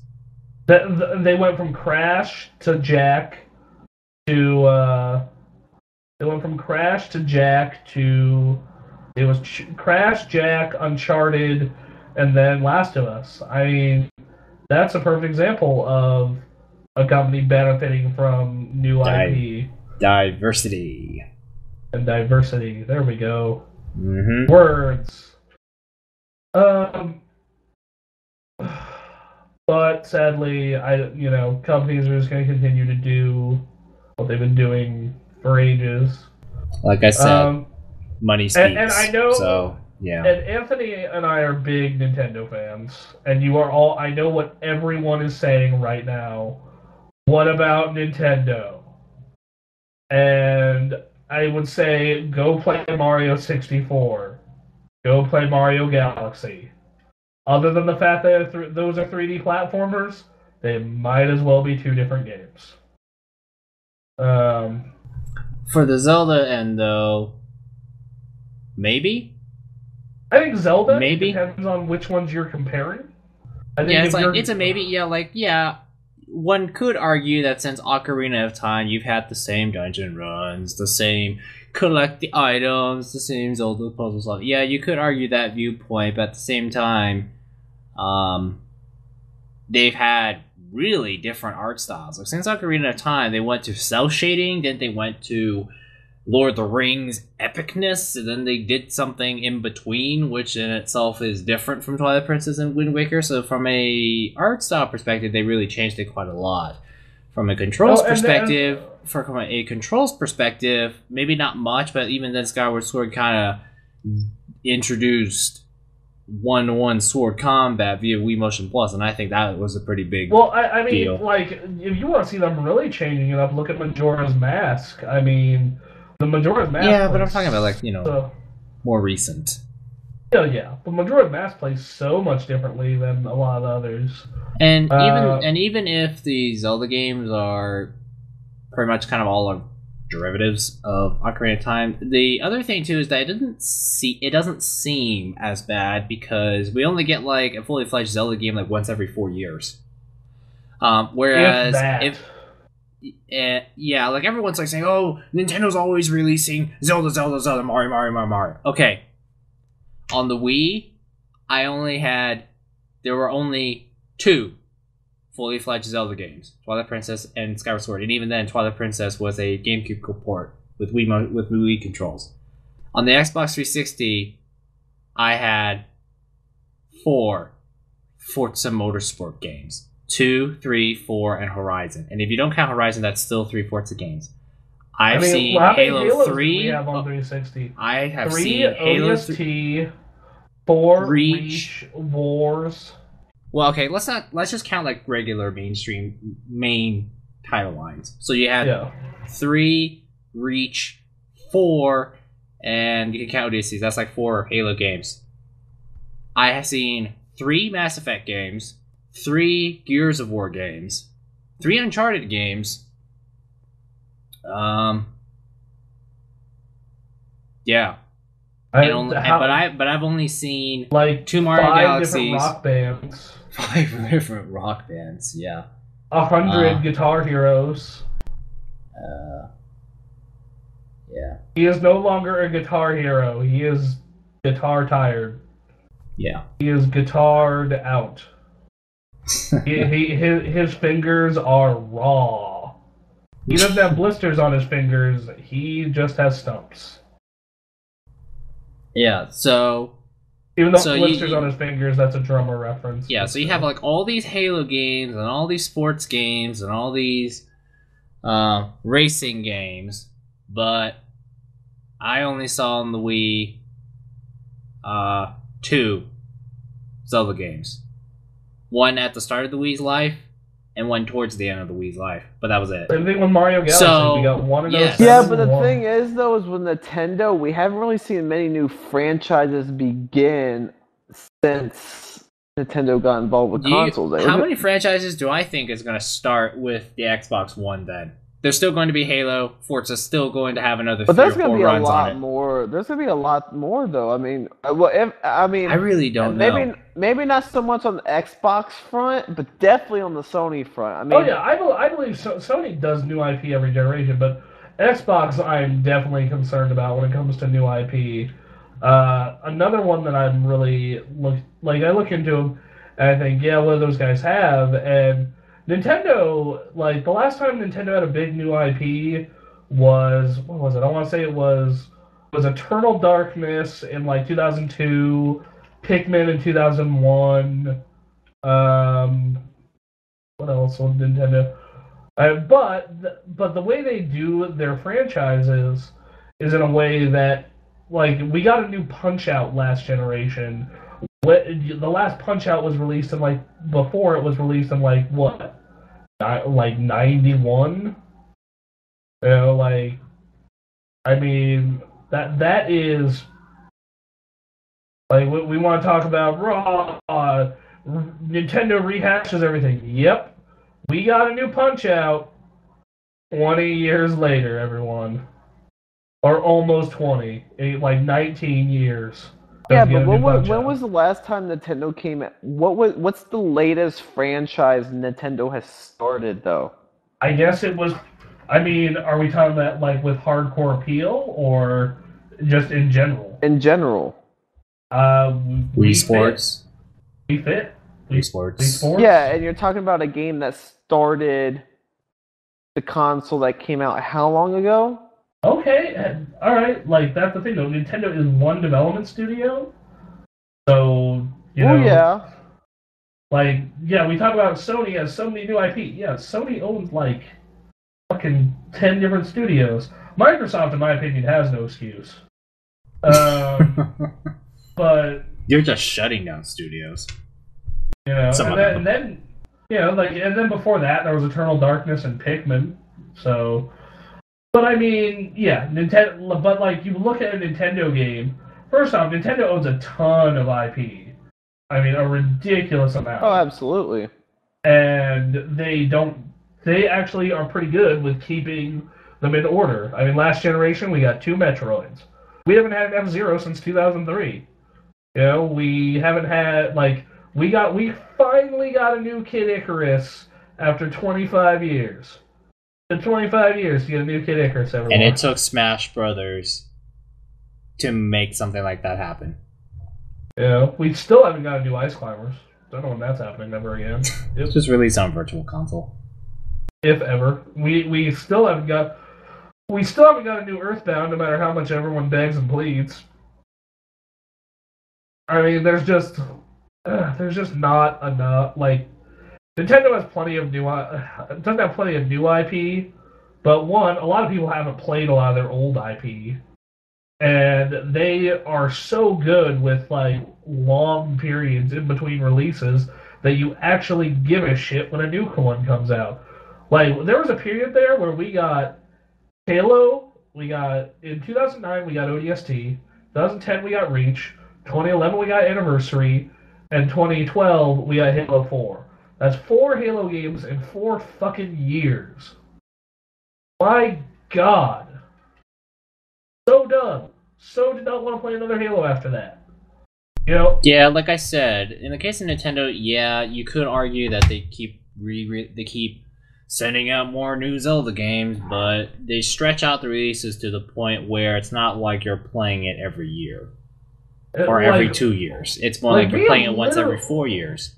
You know, we have literally... So you have time to get excited for the new one. Yeah, like, we have literally gotten an Assassin's Creed every year since 2009. We have, like, you know, to be fair, Sony really hasn't done this. I mean, we had a 2-year wait in between each Uncharted, which I think is, like, the minimum amount of time you need to get excited. You know, God of War, I think, is done. The way they've done the narrative for God of War, I want to see those guys work on a new IP. Like, the way God of War 3 ended, I was happy. I was like, okay, Kratos' story is done. You guys can move on to other stuff now. You earned it. You know, but money. God of War is Sony's biggest franchise. I would say anyway. Behind Gran Turismo. Yeah, which that's still weird to me in a way. That's probably why I'm still a sucker for Gran Turismo, because it's more of the same, but at the same time, get time to change things. Yeah, but I don't get. I think having a waiting period in between sequels is good. Like God of War, I think God of War is a franchise that either A, they need to take it to a new type of mythology. Viking mythology is violent and awesome. Let's see some of that. You know, new hero, new mythology could be cool. Yeah, you know? I definitely think we'll see a new God of War for sure. I do too. I just hope that it's like not Kratos and not Greek. You know, or God of War 1.5. Yeah, like Please. Ascension was really disappointing. Wasn't a bad game. Really disappointing. I just looked at it and I would love to see a Heavenly Sword too, although I don't think we're gonna see it. You're funny. Yeah, I know. No chance in hell. Yeah, I know. I'm surprised that we are getting an animated movie that is probably going to do poorly. So, don't get your hopes up. I don't know. Maybe if you can, like, enough people are convinced to go to their probably what is going to be terrible 3D animated film, we'll be able to get a new Heavenly Sword. So. Speaking of Sony movies, hey, there was a documentary about the director of Gran Turismo. It's called Cause. What's it called? Cause. Oh yeah, it's going on Hulu, isn't it? Yeah, I forgot what it was, but it was like a documentary streamed on Hulu. It's called like Cause Pushing the Virtual Divide, something like that. Documentary about Gran Turismo and the dude who works on Gran Turismo. Fun fact, everybody: the director of Gran Turismo, he's an actual race car driver. Yamauchi. Yeah, the guy that created Gran Turismo and directs Gran Turismo, he's an actual race car driver, which is probably how you can attribute, and that's probably how you can attribute to how Gran Turismo drives so well, but also kind of lacks in some other areas. Anyways, yeah, fun fact right there, everybody. Yeah, oh man, sequels. Sequels aren't bad, but it's just like it's like the law. Okay, if anybody has studied economics, the law of diminishing utility or diminishing returns, however you call it, it exists. Okay, it's like eating Oreos. When you haven't eaten an Oreo in a long time, you're like, hell yes, I hadn't eaten an Oreo in forever. It's the same Oreo I ate in when I was like 10 years old, but I hadn't eaten Oreo in forever. It's awesome. Eats the Oreo, that's great. However, if you eat an Oreo once every half hour, you eventually get tired of it. And in addition to that, I think we should go get Oreos. And in addition to, and if you eat enough Oreos, it gets to the point where you flat out don't want it. I don't know if there's ever going to be a point in my life where I don't want an Oreo, Anthony. If you had health issues, you would stop. Actually, maybe Oreos is not the correct example. Oreos is probably not the. I don't know. Chocolate. Let's go with chocolate, right? All right, sure. Yeah, I'm not big on chocolate bars because for me, any type of snack like Oreos or Reese's or Kit Kats or anything like that, they kind of give me the same effect. But anyways, if you hadn't had chocolate in a long time and you eat a piece of chocolate, you're like, hell yeah, chocolate! I hadn't had one of these forever, sweet, and you're very excited about it. Then you eat, but if you eat it like once every 10 minutes, it gets to the point where it's like, I'm tired of eating chocolate. Can I just stop now? And if you continue eating it more, it gets to the point where you're like, I don't want chocolate, and you just want to stop. Yeah. It's the same chocolate. It's the same chocolate as the same chocolate that you ate the year before. But because you hadn't eaten in a while, you're suddenly like, oh, I remember this. I'll just eat one, and you're satisfied. So I guess So yes, it's kind of an evil way of saying, oh, so they can re-release the same game just at longer intervals. But at least with longer intervals, you won't have people that are as tired of it. Yeah, and it gives it more development time so they can do new things with it. I mean, go play, perfect example is go play one of the older 3D Mario, Sunshine of 64, and then go play one of the new ones. That is a perfect example. Yeah, so if you're going to release the same game, just don't do it as often. I mean, people will just get tired. It's best. Sometimes it's best to just wait. So that's just one of my suggestions. I don't know if it actually works. It's just an idea, but it happens with food. So yeah. Well, it finally started to happen with Call of Duty.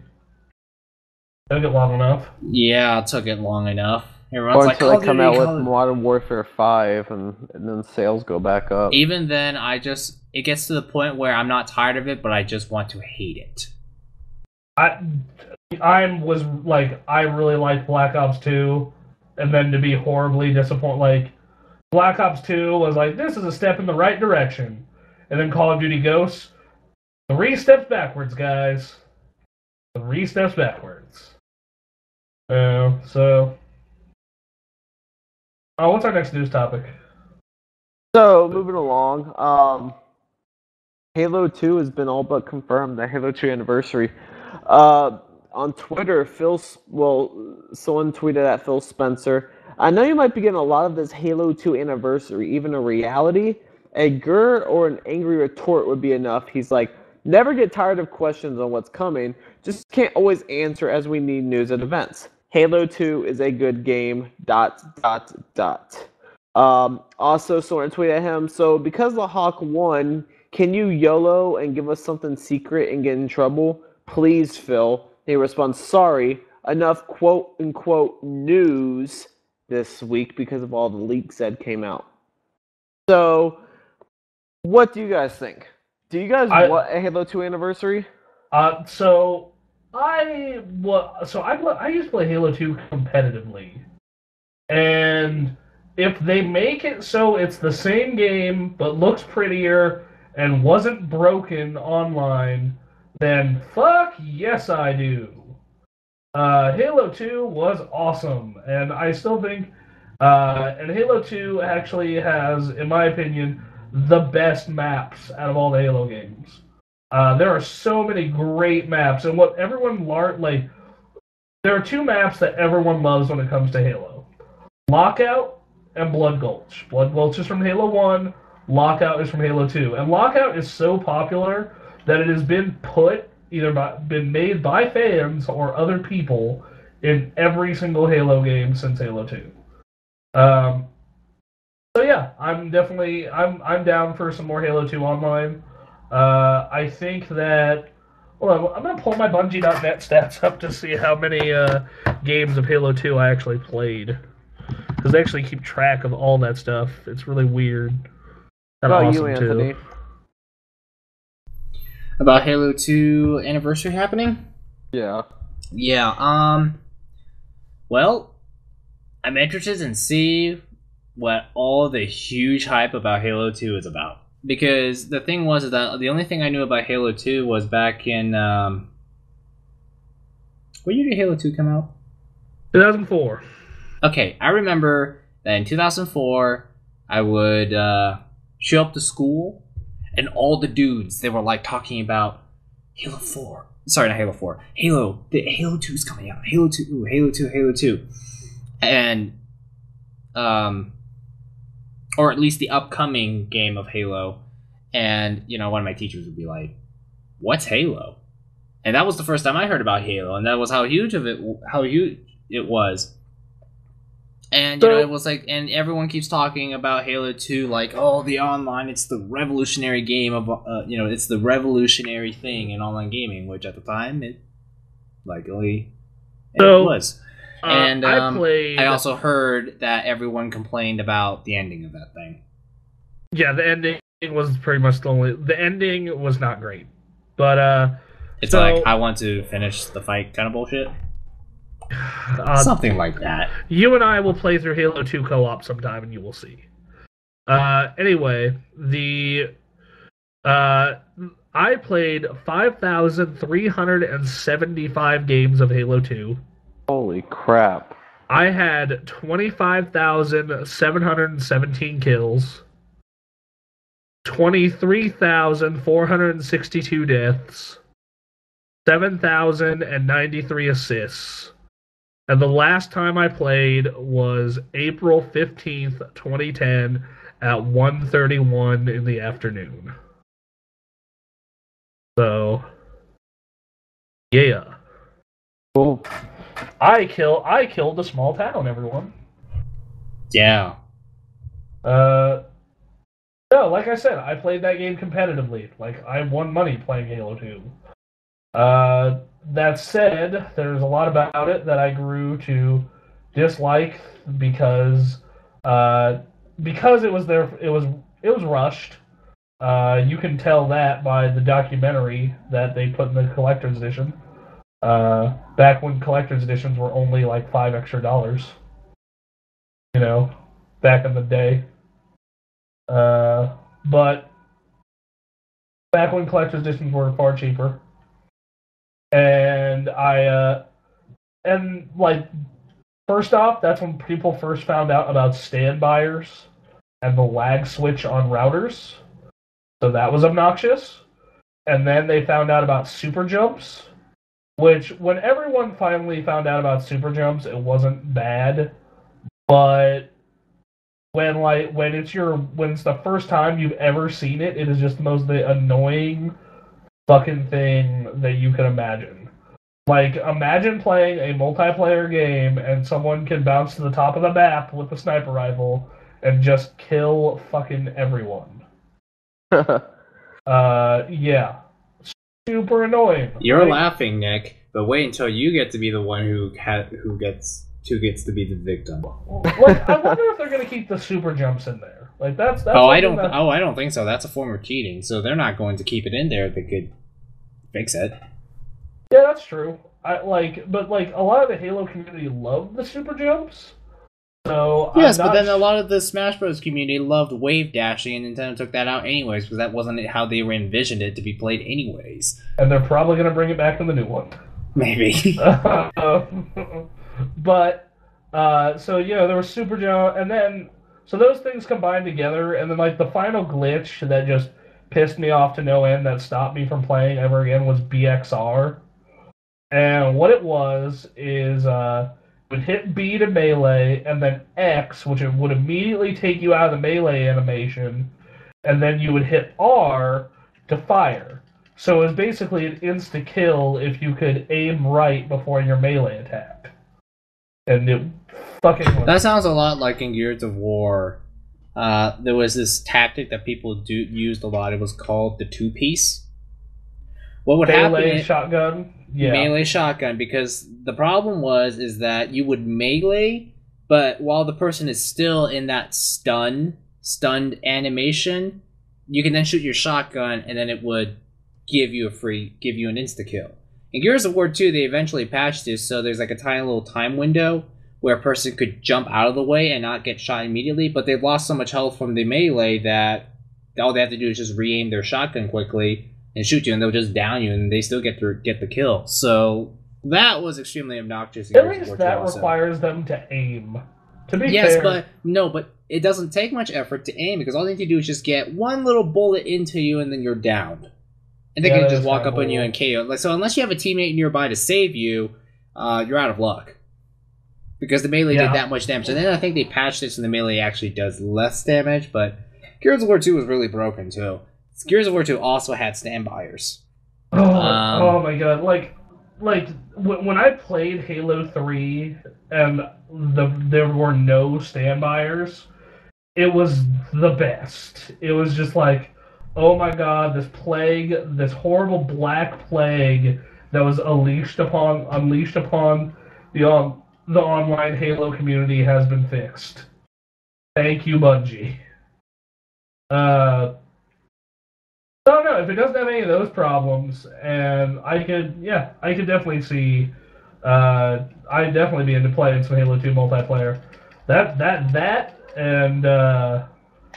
with a couple other exclusives. Oh yeah, might be Xbox One time holiday season. You know, I played the Halo 1 anniversary thingy online, in which they tried to recreate original Halo. Yep. And apparently that seems to be my favorite kind of Halo multiplayer. Assault rifle, pistol, no fancy jetpacks, no invincibility, just you on a map with your two guns just running around, and somehow that simplistic stuff just really, really clicked with me. I'm just like, man, did I miss out on some awesome LAN parties. Anthony, Anthony, in a way, I think you would,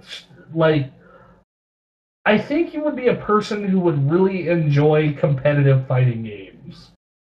And the reason is it's because it's that same idea you just mentioned, but deeper.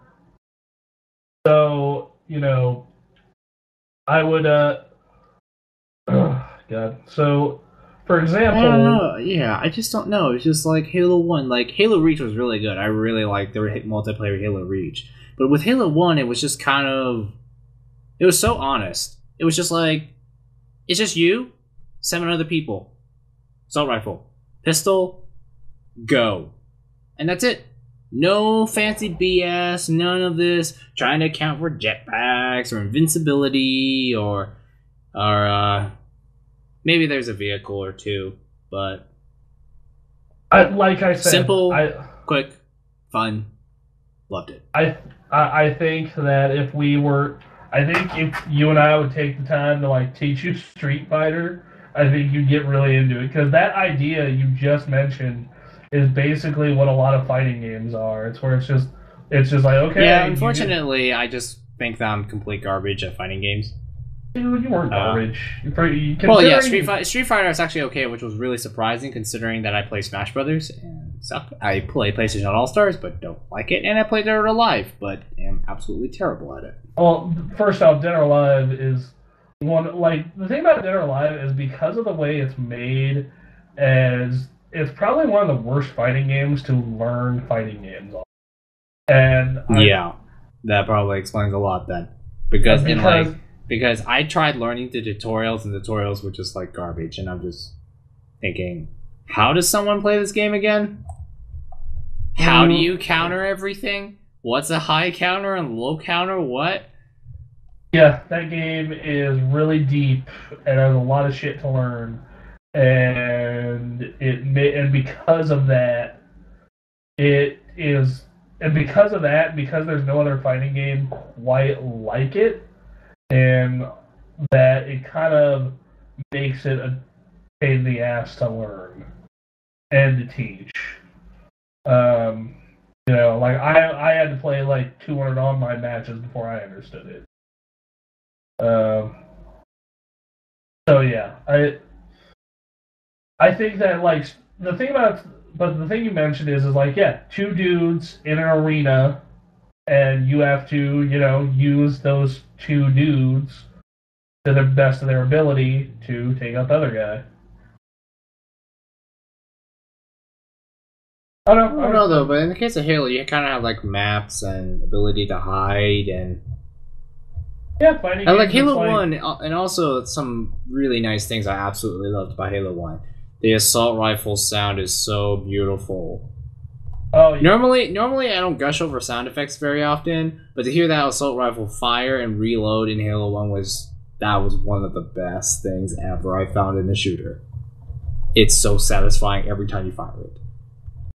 In Halo Reach though, or Halo 3, I don't know where they changed the sound, but it wasn't as good. Yeah, I'll agree. I think Halo 1 definitely had the best assault rifle sound. We're, talking about that. Man. So, Nick, what about you? You playing Halo 2?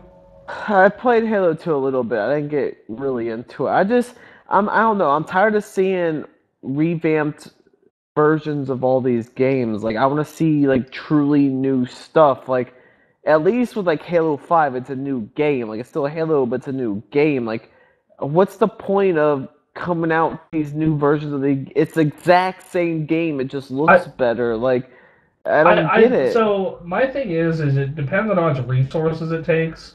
Like, these don't take much in terms of resources, so I guess it's just to like placate fans of that franchise or that thing until the new one comes. I mean, basically, I've asked myself the same question. I'm like, why do they keep spending so much time doing remakes over and over and over again? Can't they just do something new instead of just like, because otherwise they might as well just remake Metal Gear again, and then again.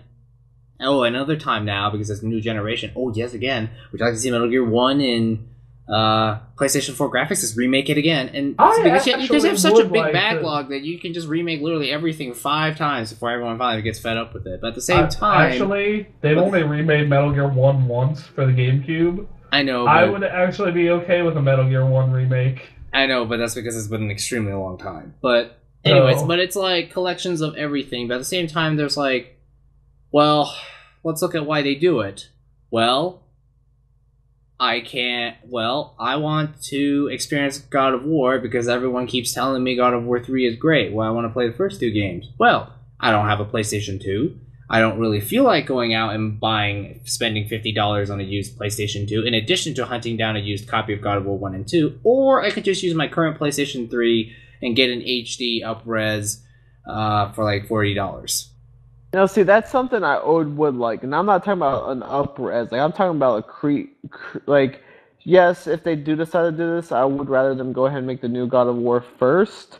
But for them to come out with the God of War trilogy, God of War 1 through 3, with updated graphics and models to run on the PlayStation 4, I think that would be awesome. Because, see, in a game like that, I think if they were to kind of and it probably would take resources at the time, but if they were to completely take advantage of the PlayStation 4 with God of War 1 through 3, I think it would kind of deliver the story and experience much better, which was already delivered great, but even better than it was before. But see, situations like that are rare. I don't like a shooting game. I don't know.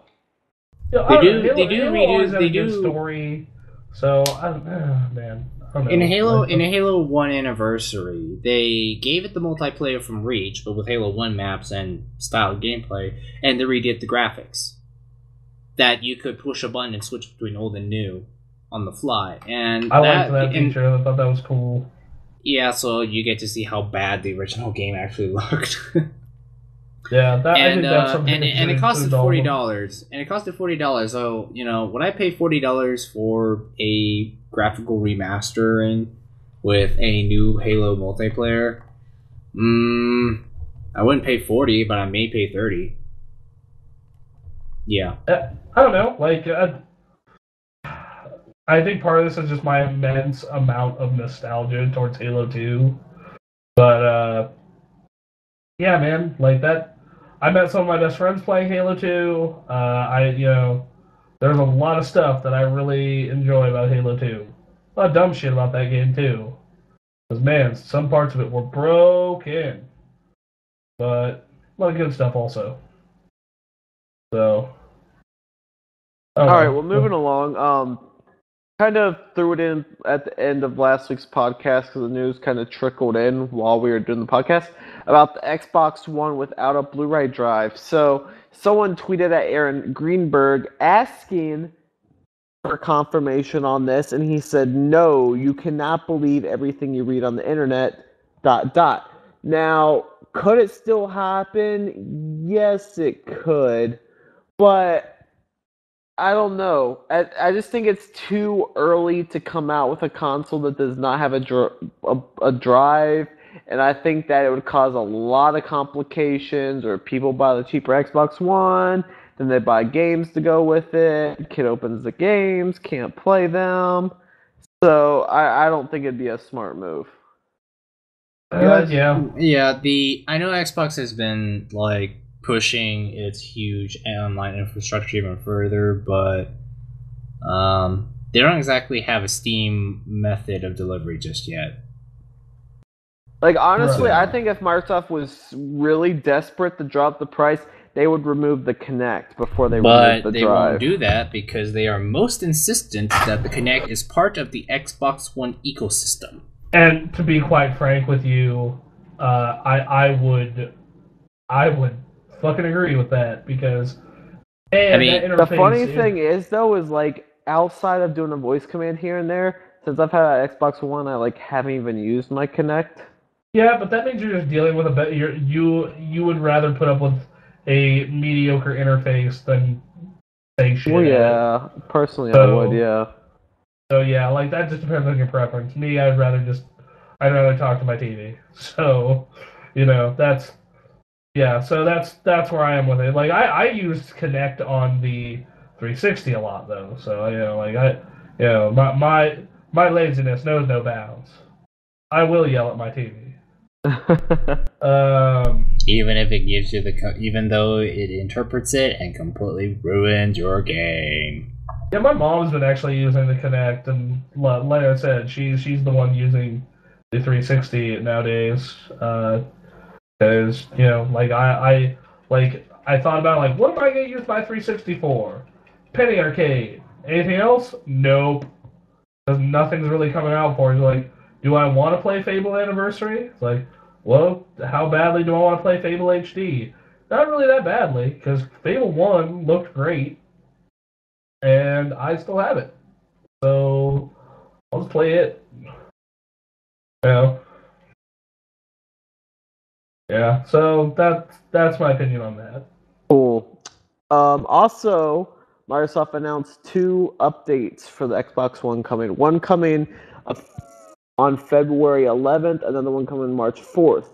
The one coming on February 11th finally allows you to see how much storage space you have available. Should have been there day one. But yeah, wait, what? What? Yeah, you didn't know about that, Anthony? Yeah, you can't. No, I didn't.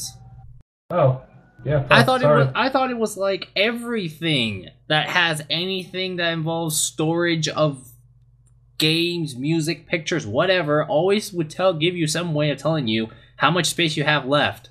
Not the Xbox One. Not currently.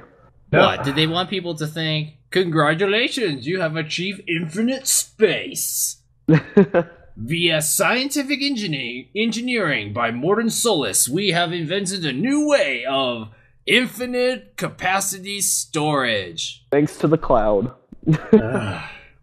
The cloud exists, you just don't know it yet. Also, another one which is bad, which should have been there day one, the battery power indicator is back for controllers. Once again. So they didn't give it battery life indicators, and they didn't tell people how much storage they had left on their Xbox Ones? Nope. Okay, well, what the hell, Microsoft? Oh yeah, sure, you can say that there was no way there could be enough Xbox One content to fill up the entire 500GB hard drive, but still... That's a lie. I'm pretty sure if you installed the entire launch lineup, you could fill that thing up. I don't know, actually. The installs take... Maybe they thought that maybe they thought that no one would rent that many movies or buy that many games, but it's like, still... I mean, it's kind of nice to know. It's like... It's kind of nice to know. That's another thing, though. It's like, seriously, Microsoft, I had to go buy the play and charge kit for the Xbox One.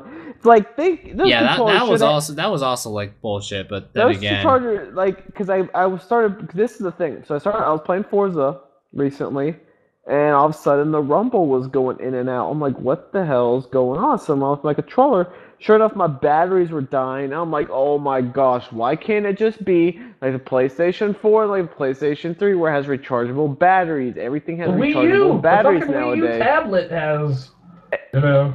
And even Xbox One controller, it's not like the Xbox 360 controller where it wasn't built for. Because the 360 controller, you had to buy like the charging stand.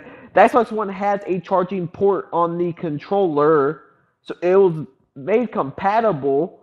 So you can charge it through USB, but you still have to go and buy the rechargeable battery from Microsoft. And I'm sure there's other third-party ones, but I just bought the one from Microsoft so I can charge it through USB. Like, come on, Microsoft, seriously? Like, I had to pay $25 for that. Are you serious? Come on. But anyways, the other thing it's adding the support to use a USB keyboard with your Xbox One. They didn't think. Wait, what? Yep. Okay. Wow. Okay, I know these are just small little things that shouldn't, tick anybody off, but in this case, I'm just baffled right now. So, you don't tell people how much space you have left on your system, which just about every single conceivable computer, tablet, phone, portable gaming, they usually tell you how much space you have left so you can, plan accordingly when you're low in space. They don't tell you how much battery life is left in your controller, and now you are telling me that they have finally enabled freaking keyboard support when, I don't know, the PS3, the Wii, the Xbox 360 already supports USB keyboards. Really? Really? I mean... I'm pretty sure they put this out because, obviously, if you're going to play The Elder Scrolls Online or any console MMO, you need a keyboard to actually chat effectively. But still, really? You mean is it that hard to put USB keyboard support because Microsoft, the guys who make Windows, or the same company at least. That's the funny part to me is like you guys, like Microsoft, you have, I know it might be a completely separate division, but you've got a team that makes drivers for just about every conceivable keyboard out there. or at least attempt to make every keyboard work with Windows, and you're telling me that not one guy from that team could just come over and give your Xbox One USB keyboard support from day one, especially considering the 360 already does that. Really? Yeah, I'm not even sure if the PS4 has keyboard support, to be fair. I wouldn't know. Well, I'll bring a USB keyboard and see, so that way if Sony doesn't do it, then I'll get angry at them too, because that system doesn't play CDs. I mean, I understand that with consoles... What the fuck were Sony and Microsoft thinking? Like, I don't know, but at the same time, okay, I get it. Hardly anybody plugs a USB keyboard to the console. Okay, I don't do it. The only time I ever do is if I have to type a really long message on PSN. That was like the only or our Xbox Live. That was like the only time I ever plugged USB keyboards into the system. But still, it's kind of nice to be able to just plug in a keyboard and type a really long message very quickly instead of da da da da da da da da A da da da da da da da N da da da da da da D. Like Animal Crossing speak. Yeah. Anyways. That's just me getting a little too angry over something. That only 1% of console people ever bothered using. The thing is, but I actually agree with you. Like, these new consoles should have all the function of the old console. Like, it's just. I agree with you on this. It's really, really big. Like, you put a web browser on. Wouldn't it be nice if you could type in your web browser quite effectively? Yes, you have Connect, but voice acting, as I understand it, doesn't exactly recognize every single conceivable word perfectly. So to having to retype things with your voice could be very frustrating.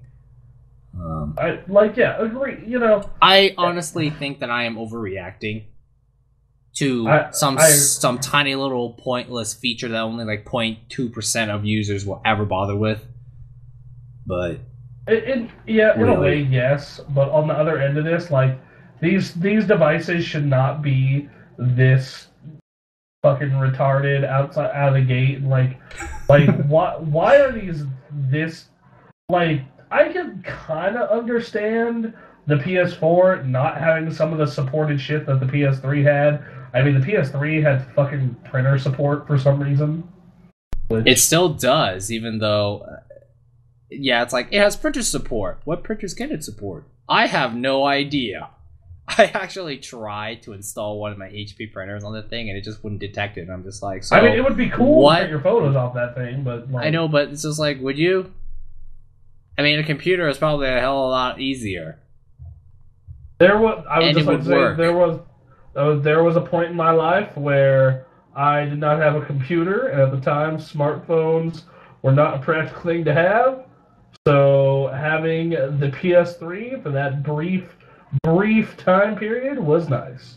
Yeah, the tens of hours of work that they put in just so Bronson Fury can print once just so on his PlayStation. Just so I could print and use a web browser. That man using. What Facebook were you planning to thing? print? Were you planning on printing documents? Because the PS3 can't open documents in the normal sense, at least. I can't open them in the normal sense. But what you can do is you can like type them out in an email and print those out. Oh my gosh! So efficient, Bronson. So efficient. Or what you do is you type. This isn't about printer support, but I had to type something for school, so I typed it on the PS3 in an email, sent it to myself, and then put it into Word at school and formatted it correctly at school. So wow, that's okay. So thank you, Sony. Your crappy, half-assed PS3 web browser had some uses beyond YouTube. I'm also really surprised that they updated it as late as they did. I think it had an update like a year ago. Yeah, it was like a year or two ago. I'm like, really? You didn't think about updating it? Oh, I don't know, the other 4 years before that? It still runs... Because you would think at the rate that Google and Mozilla update their web browsers, you would think that, I don't know, Microsoft, Nintendo, and Sony would update the web browsers on their game systems a little more quickly. Nah. I don't think Nintendo's updated theirs for about a year now. And I would really like my 3DS web browser to run faster, because if you're going to reserve an entire operating system feature and operating system memory just for the web browser so I can, browse the web with the game on standby, you should at least make the thing work. And work, I mean like work for more than just text pages. Has anyone here used the Wii U browser? I haven't really used it at all. I have. It's actually kind of cool when it's like, man, I am too lazy to turn on my computer. Let me use the internet on my Wii U browser. And it actually works okay. I mean, because the PS4 one's actually pretty good. Like, I was able to get in and sign our Twitch up and everything. Oh, Microsoft it also has a pretty nice advantage as far as their web browsers, because it's Internet Explorer. Yeah. So, yeah. Also, would like to inform everyone listening to this. Thursday night, I will be. Oh fuck! This is posted after that. God damn it. Okay, well, Nick, you should tweet this out when it happens. But I will be live streaming on PS4 on the Gamer Access Twitter, because I had a couple people on Facebook be like, "Oh, what's this live streaming all about?" I'm like, I can live stream for you. Okay, cool. So, I guess Nick, tweet that out so people know about it when I do it. All right. Before we go into what the March 4th update is going to be for Xbox One, PlayStation 4 got an update this week, 1.60. Pretty much all I added support for was the new Pulse headset, and it allows you to mute the microphone on the camera. Speaking of system updates, today, February 5th at 5 p.m., Sony gave out a new system update to the PlayStation 3. You have gone from version 4.53 to 4.55. What are the changes? I have no idea. Apparently they just did this out of nowhere, and I'm guessing it's just a bunch of, okay, hey, we did some things to the operating system, so now there are 2 fewer scenarios where it can crash. Hell yeah. Okay, moving on. Hey, at least they support it. Alright, moving on to Microsoft. I mean, they haven't said many updates, though. Moving on to Microsoft's March 4th update for Xbox One, which they're calling the countdown to Titanfall. It says, on March 4th, in advance of what is expected to be the biggest game launch of the year, I don't agree with that. Titanfall is going to be big, but I don't know about the biggest game launch of the year. We will be delivering another system update to prepare your Xbox One for Titanfall.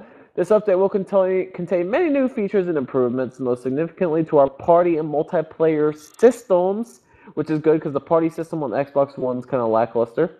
Available on March 11th, Titanfall is a team-based blah blah blah. Talking about Titanfall, so pretty much it is going to improve party and multiplayer systems, which is good because the party system on Xbox One isn't that great right now. Cool, I guess. I'm kind of indifferent on this. Great, because I'm going to play Titanfall on my PC when I actually have money to buy Titanfall. But all your friends will game on the one. That's a lie. No, just saying. That's a lie. Just saying. It's just like for the average gaming person, though, this thing is marketed heavily as an Xbox One title. So I get a feeling that a majority will buy it on Xbox One. Yeah, I know. So,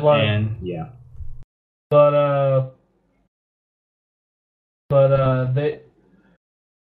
In the case of Aaron, you, Quinn, Mark, who else would I know that play that game? I'm pretty sure everyone except for Nick that I know will play it on PC. Yeah, I'll have it on the Xbox One. So, yeah, I don't know. You're reviewing that one. So, yeah. Yep. Cool. March is a busy month for us. Everyone is reviewing at least one game. I'm gonna go try for 2, but I'm not sure if I can finish Final Fantasy X in 2 weeks. Anyway. don't know. That's cool. I'm glad these systems are finally getting to the point of where they should have been in the first place. Right. Yeah. Yeah.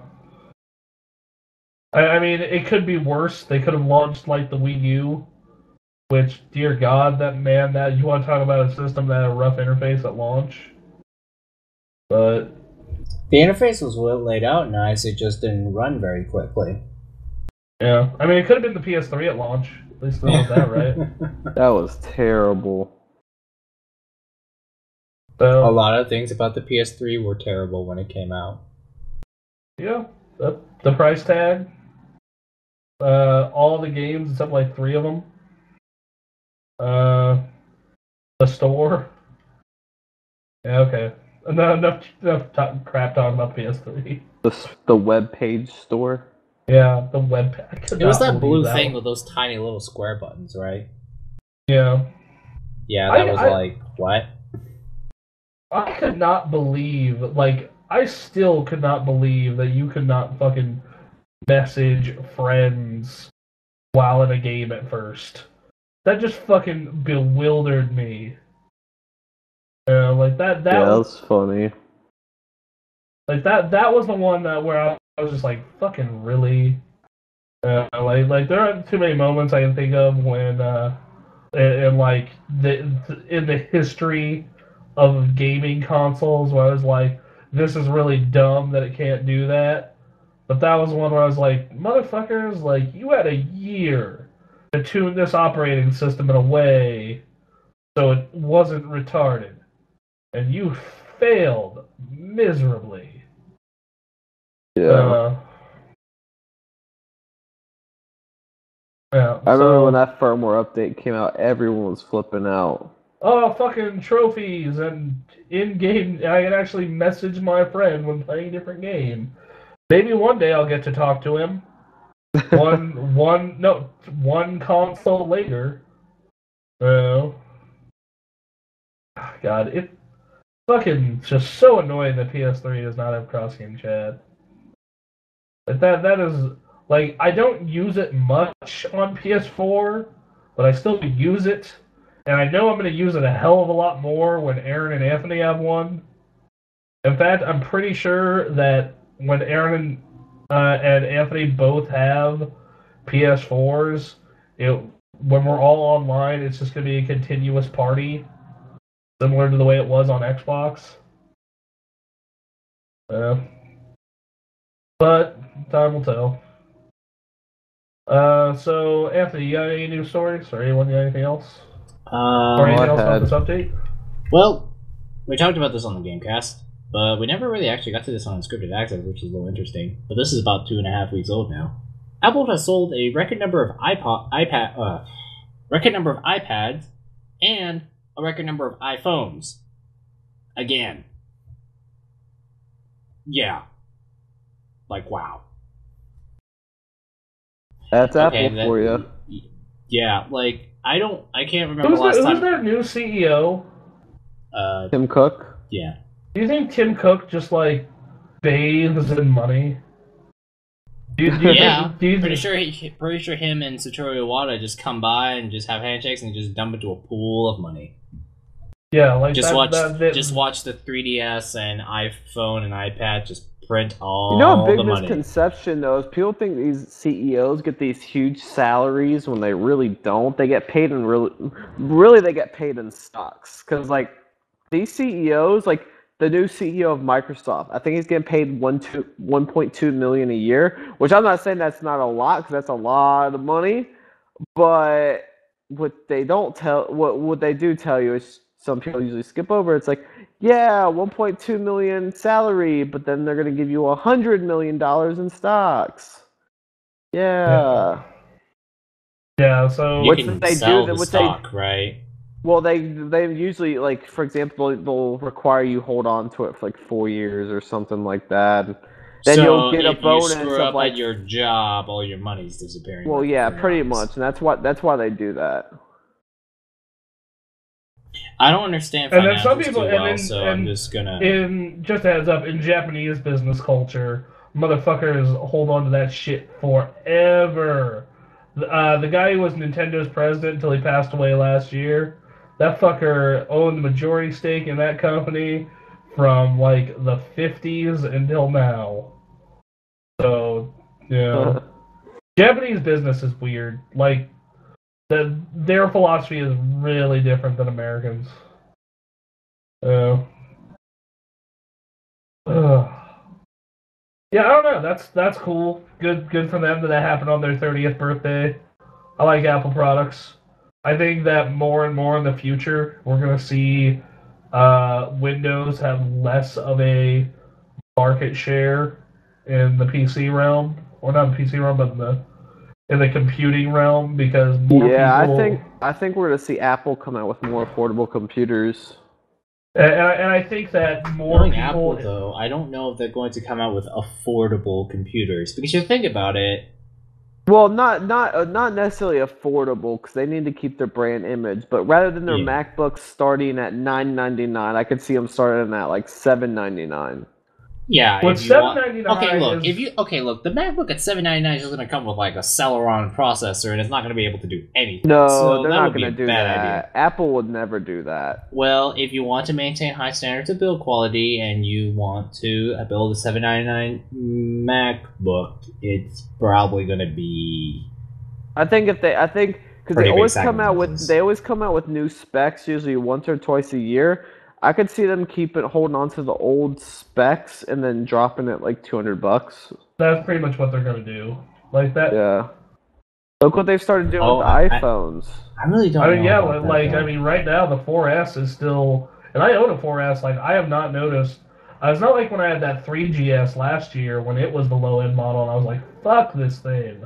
Well, the 4S is slow with iOS 7, though. No, it's fine. Like, after they patched it a couple times, and it's been running great. I haven't noticed a problem with OS 7. And motherfucker, I worked at AT&T when that shit launched, so I know. But I can say, first off, do you know how much fucking money Apple would make if they were selling a $800 computer? Like, just fucking everybody, because a lot of people, because Anthony, you and I both have been on both been to a college campus, and like, it's pretty much Macs everywhere, and like I think I think that has a lot to do with Apple being a part of our generation when our generation was growing up. You think about it. The iPod. When we were in middle school, everyone wanted an iPod. It was expensive. It only had 2 gigabytes of storage, but it was cool. It is stylish, and it is an iPod, and you want the iPod. The iPhone comes out. It is a smartphone, and this isn't like a Motorola Razr. No. This can do computer things, and you can carry it outside your house. That is really cool. And then when the App Store came out, the App Store happened, phones and then of course the same sense. And so basically, Apple kind of built like this huge amount of brand loyalty with our generation, so it kind of became one of the companies of our generation. So we naturally just think Apple is for the young, for the bold, for the whatever. It's the cool young person's computer. I mean, they kind of pretty much set this image in their commercials. Hi, I'm a Mac and I'm a PC. Which image do you prefer if you are a young college student or late in high school? Do you want the young, cool Mac person, or do you want to be associated with the old blokes software company ran by Bill Gates? Neither. Well, our generation would actually normally go with the cool than the old bloke. Anyways, that's like Microsoft I think Microsoft is I'm actually quite impressed by how Microsoft has tried to turn their image into one of younger image instead of the old software bloke. So, good for Microsoft. But Apple is a really big part of our generation with the iPod and with the iPhone, and then that just keeps spreading. So now it's like I see professors carrying MacBook Airs, and whenever they need a computer to connect to the network, they don't use HPs. Some of them do, but they just have these big iMacs. So it's making its way into education. It's making it's everywhere. You were not a major of anything of arts like I was, so really, I am in like some really heavy engineering stuff, and even then, some professors already have full-on brand new Mac computers in their offices. Yeah, like I was in a major of arts, which is like fucking. If you are a journalism major like I was with a PC, oh holy hell! Now, everything is going to be harder for you because everything in that fucking department is done on Macs.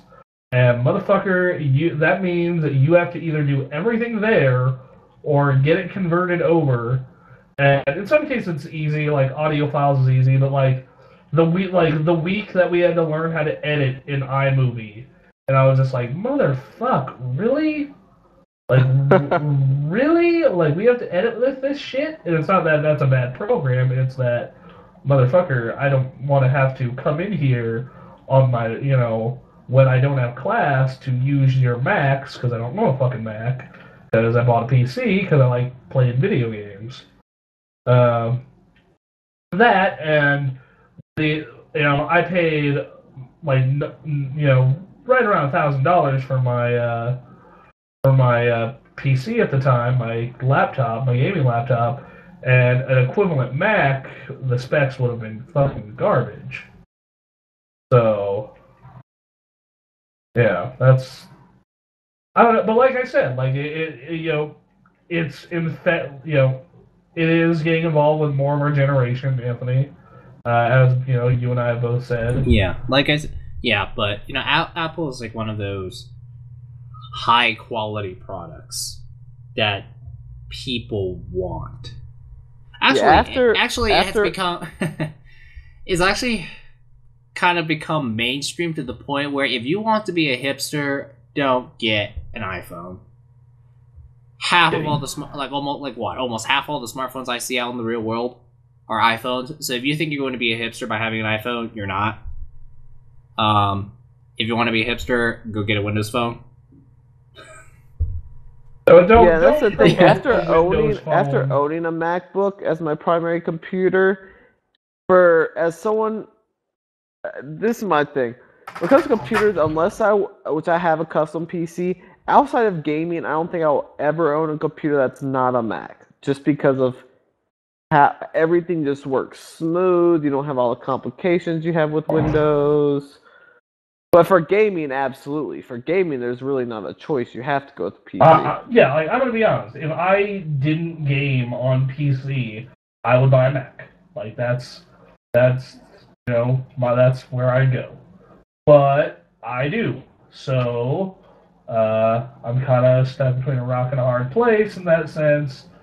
So, I kind of just have to put up with, whatever I am dealt from Windows, which, to be fair, Windows 7 has been spectacular. Windows 8, once you get away from all of its forced tablet garbage, is actually pretty rad.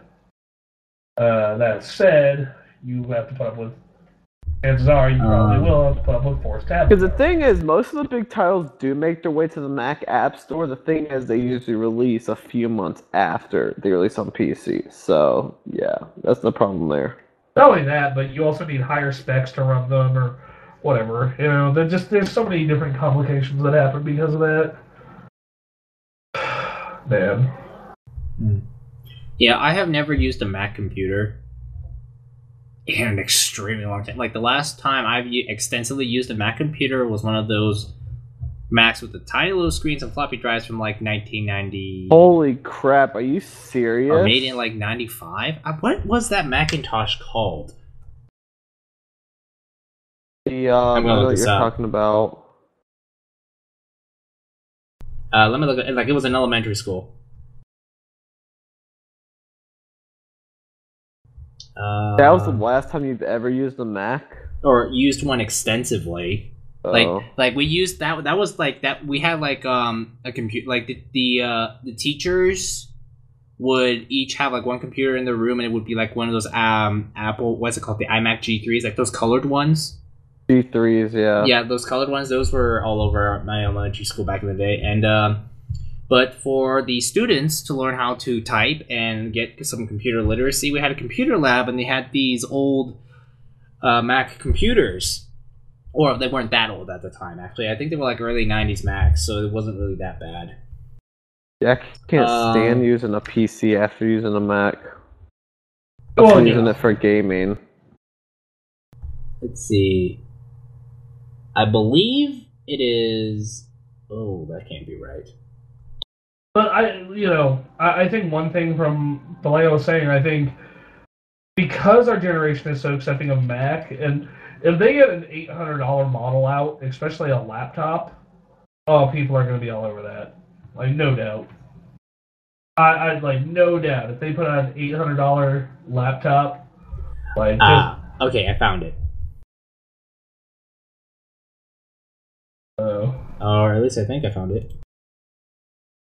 Let's see. It was a Macintosh Color Classic, which was released in 1993. A color and that classic. was it. And this was like back in the late 90s. That was the last time I extensively used a Mac. It only had one mouse button, and this is back to the point where we had an entire computer just sitting there to be a dedicated print server when we wanted to print anything.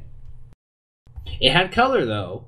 So it's That's cool. hilarious. So it was either the Color Classic or Color Classic 2. The Color Classic 2 was released in 93, discontinued in 95, and had a price tag of $1,400 and had a 12-inch RGB color display and 4 megabytes of RAM, expandable up to 36. That's funny. So, yeah. That's where I learned how to, where we got our typing lessons back in the day. 4 megabytes of RAM. Yeah, well, 90s computing.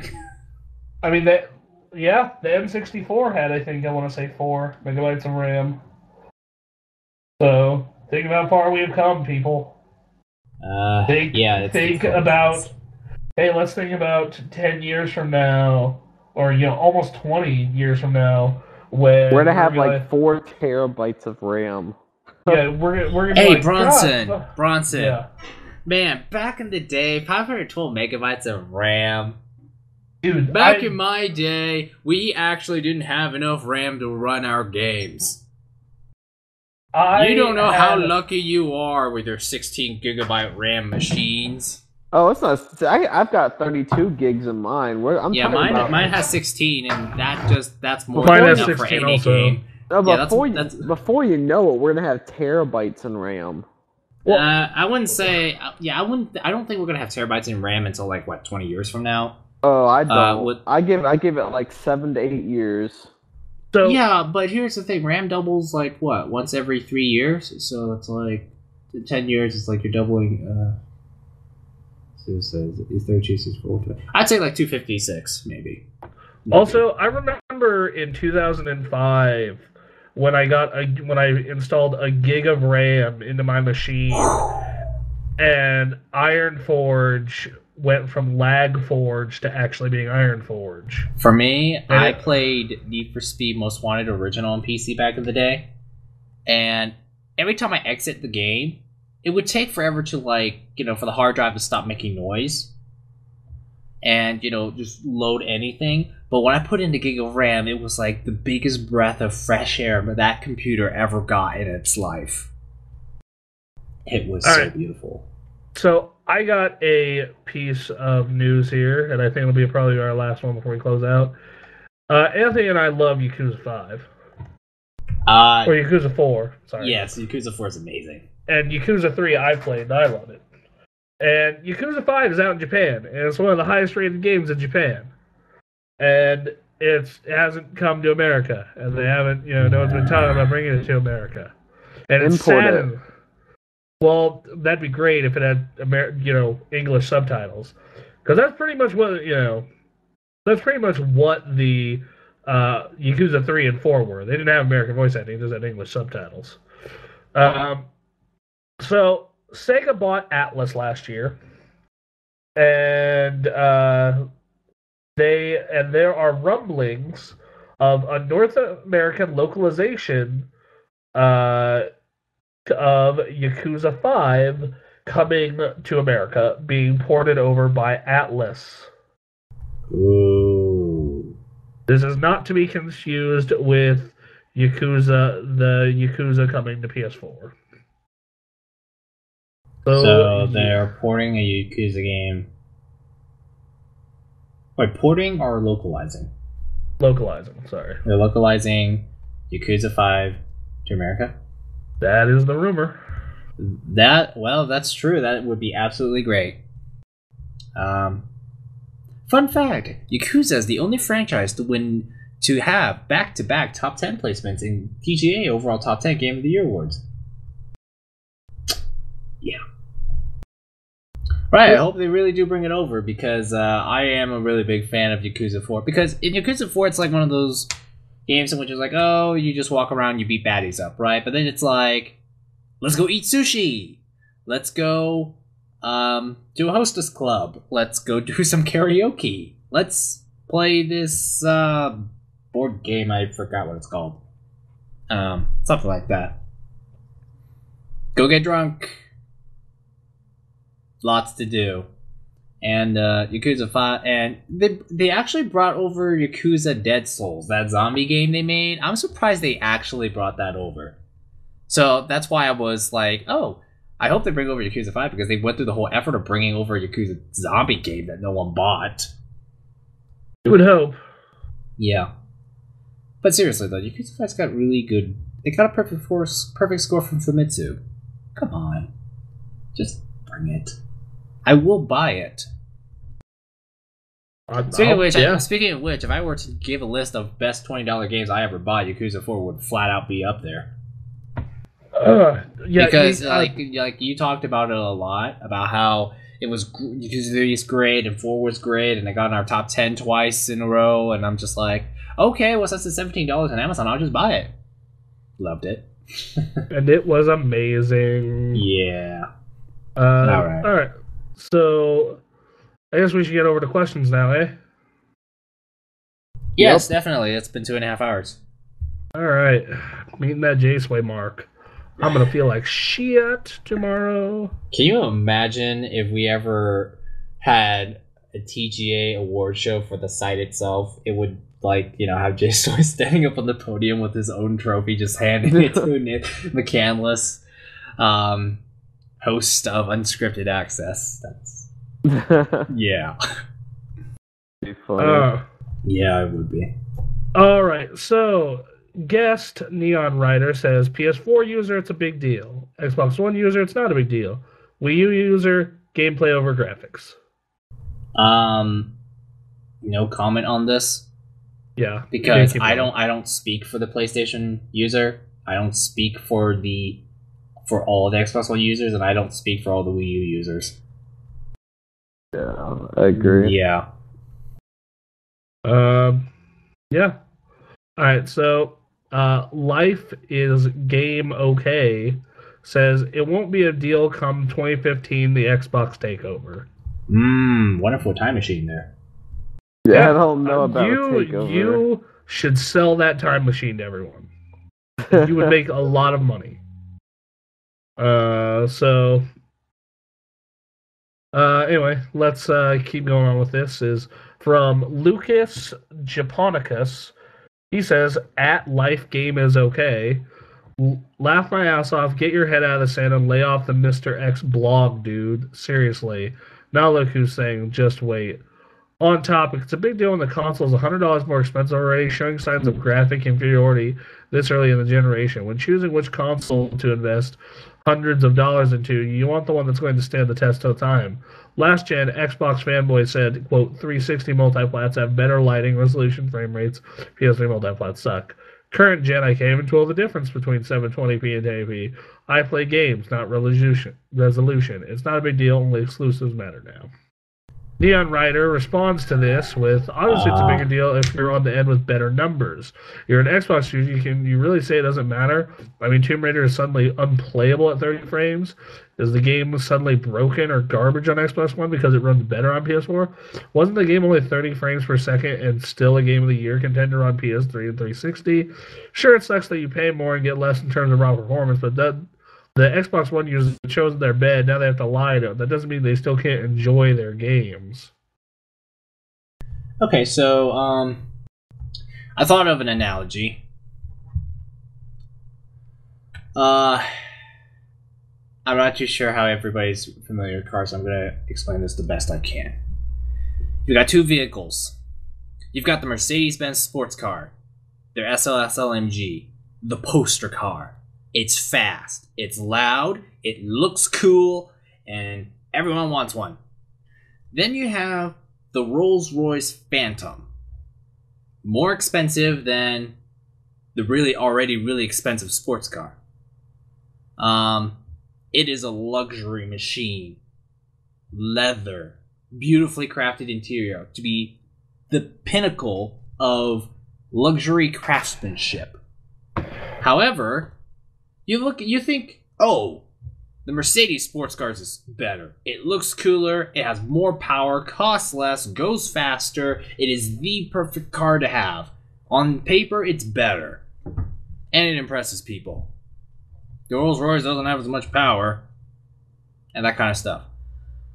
However, there are some people who would go for the sports car, and then there are some people who would go for the luxury car. Why? Why would you want to go for luxury car? It's slower. It doesn't look as cool. It's not as impressive to your friends, and it clearly is inferior, right? Well, the thing is that if you look at the luxury car, it is extremely comfortable. It is deathly quiet inside. If you want a car that treats you to the best luxury that a car can give with hand-built craftsmanship, that is the car for you.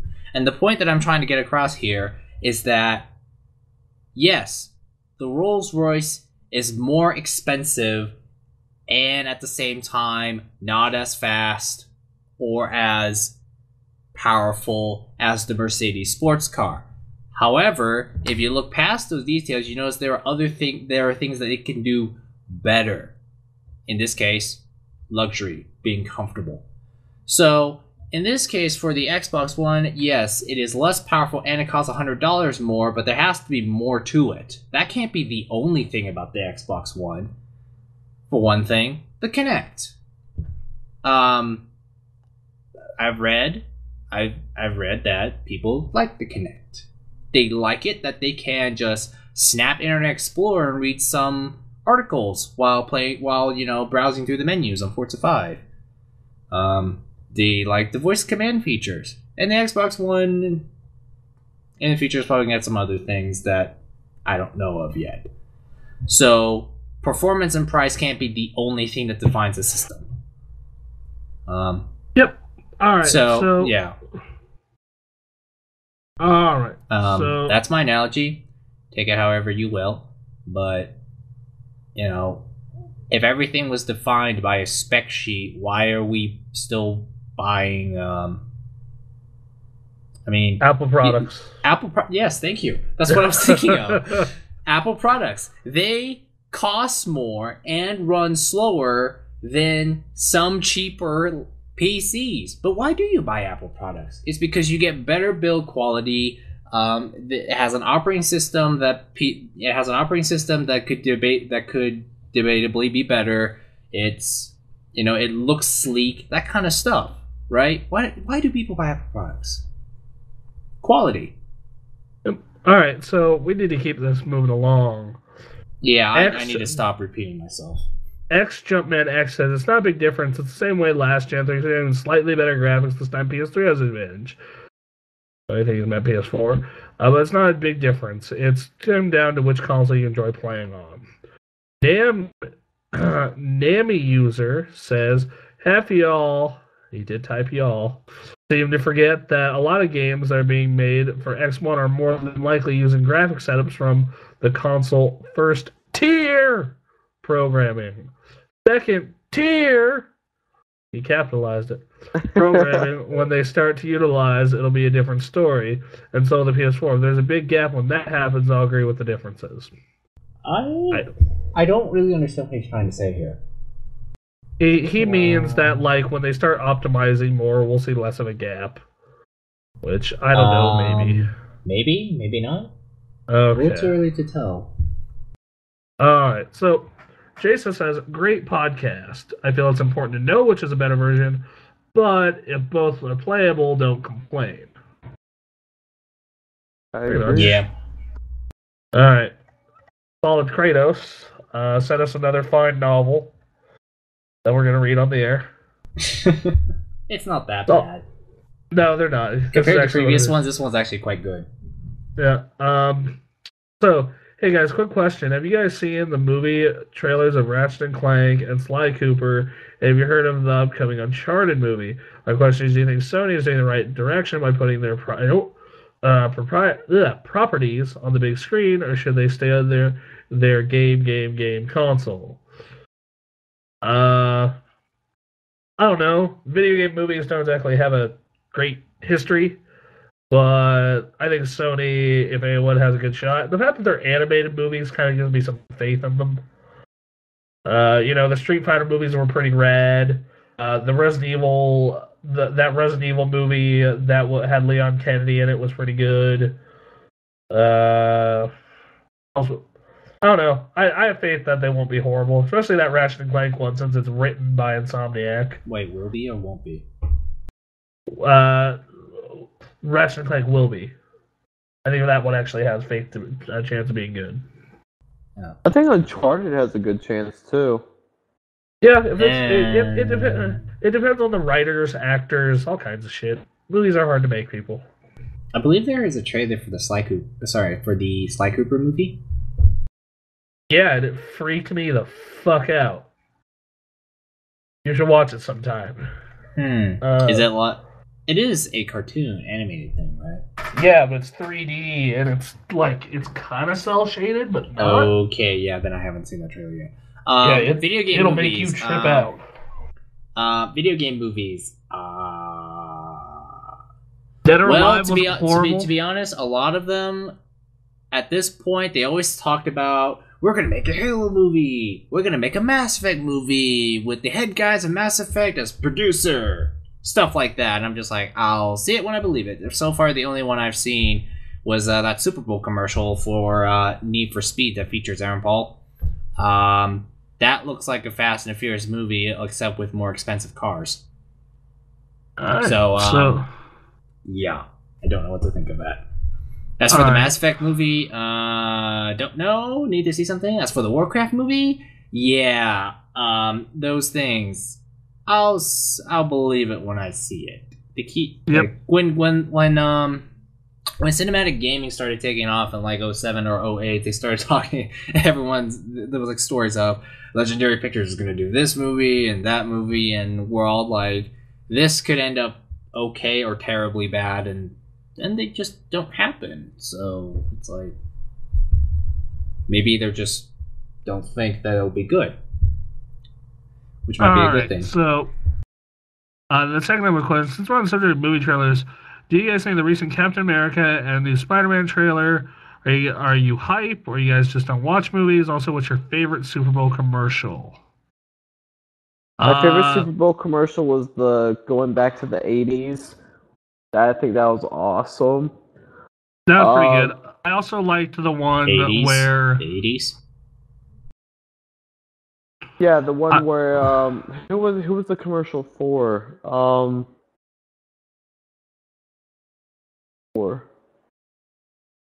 Yeah, it like went through some of the 80s icons and stuff like that. Radio Shack? Yeah, Radio Shack, that's who it was. Okay, yeah, I remember that. Radio Shack. That one's okay. I really liked the God, what was it? It was that it's like, are you up for anything? And he plays fucking first off, if that happened to you in real life, you would wake up in a shady hotel with your kidney missing. Oh But yeah, with Arnold Schwarzenegger. Arnold would still be there, but it would be like a really dirty hotel room missing your like kidney. Um, but You know that guy it really was like he had no clue what was going on. yeah, which that's amazing. Yeah. Like that would actually, imagine if that fucking happened to you, and then you like go to the Super Bowl, or like you go and watch the Super Bowl, and you're like, what the fuck? That's me. Oh fuck.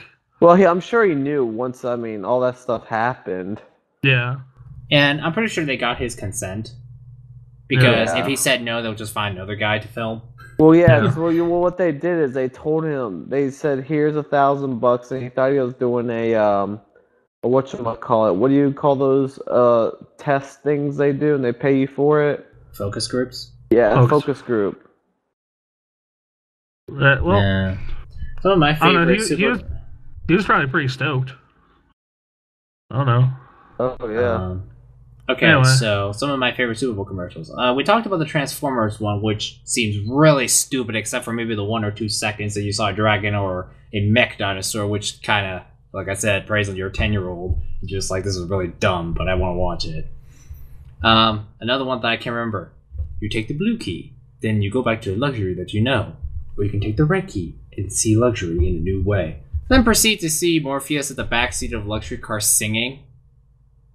That was just kind of funny and weird. Let's see, what's another one of my favorites? Don't remember much, really. Alright, well. Solid Kratos. Well, we forgot to answer the movie trailer part. Haven't seen Captain America. Saw the Spider-Man trailer. I don't know. It seemed okay. I thought the first Spider-Man movie kind of was meh. Yeah, I didn't like the Amazing Spider-Man. That movie got raped by critics, and deservingly so. I don't like Garfield either. Well, let's see, what was the like? What the does first... Garfield have to do with anything? Oh, the actor. I thought you were talking about like the comic. Oh like, no. what does that have to do with anything? Let's see, the Amazing Spider-Man one. That was basically Dr. Connors and the whole lizard thing, right?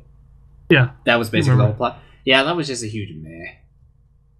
It was just like, to me, it was just another comic book movie.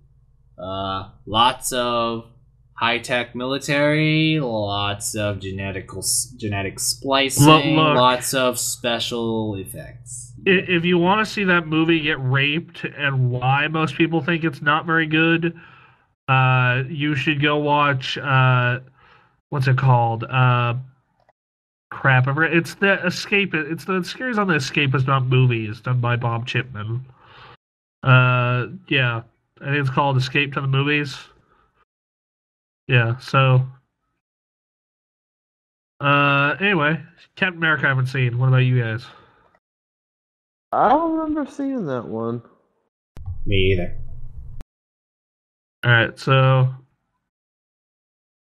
Alright, so next up is Solid Kratos. With also, have you guys seen the trailer for Drakengard 3, or have you heard of the Drakengard series, and would you recommend it because it looks interesting? I want your opinion. I heard of the Drakengard games, and I played I think Ritter showed me some of them in high school. They have a really good reputation. I think the trailer they put out looks cool, so I don't know. I would say, rent it, and then go from there. So the Drakengard 3, I actually watched the trailer. I just watched the trailer. It looks like hack and slash. Probably seems to have a really cool story and looks decent enough. It has RPG elements. It is an RPG. It has RPG elements to it, but other than that, it's kind of hard for me to get a grasp of what the game is about from the 2 trailers I watched, the announcement trailer and the launch trailer. Also, I believe at one of the end of the trailers it says available only digitally on PS3, so you can't really rent it. Shit.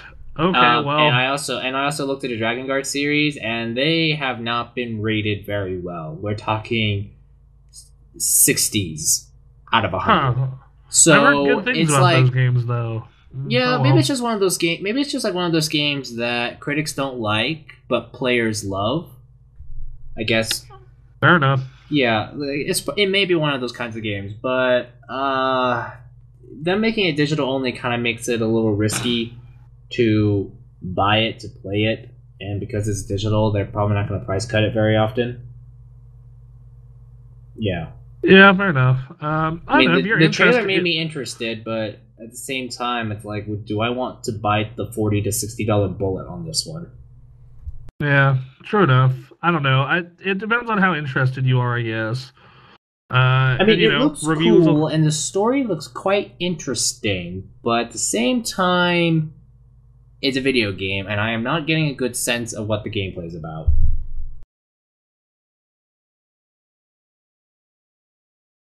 All right. Well, anyway, I think that's it. You guys want to close? Yep.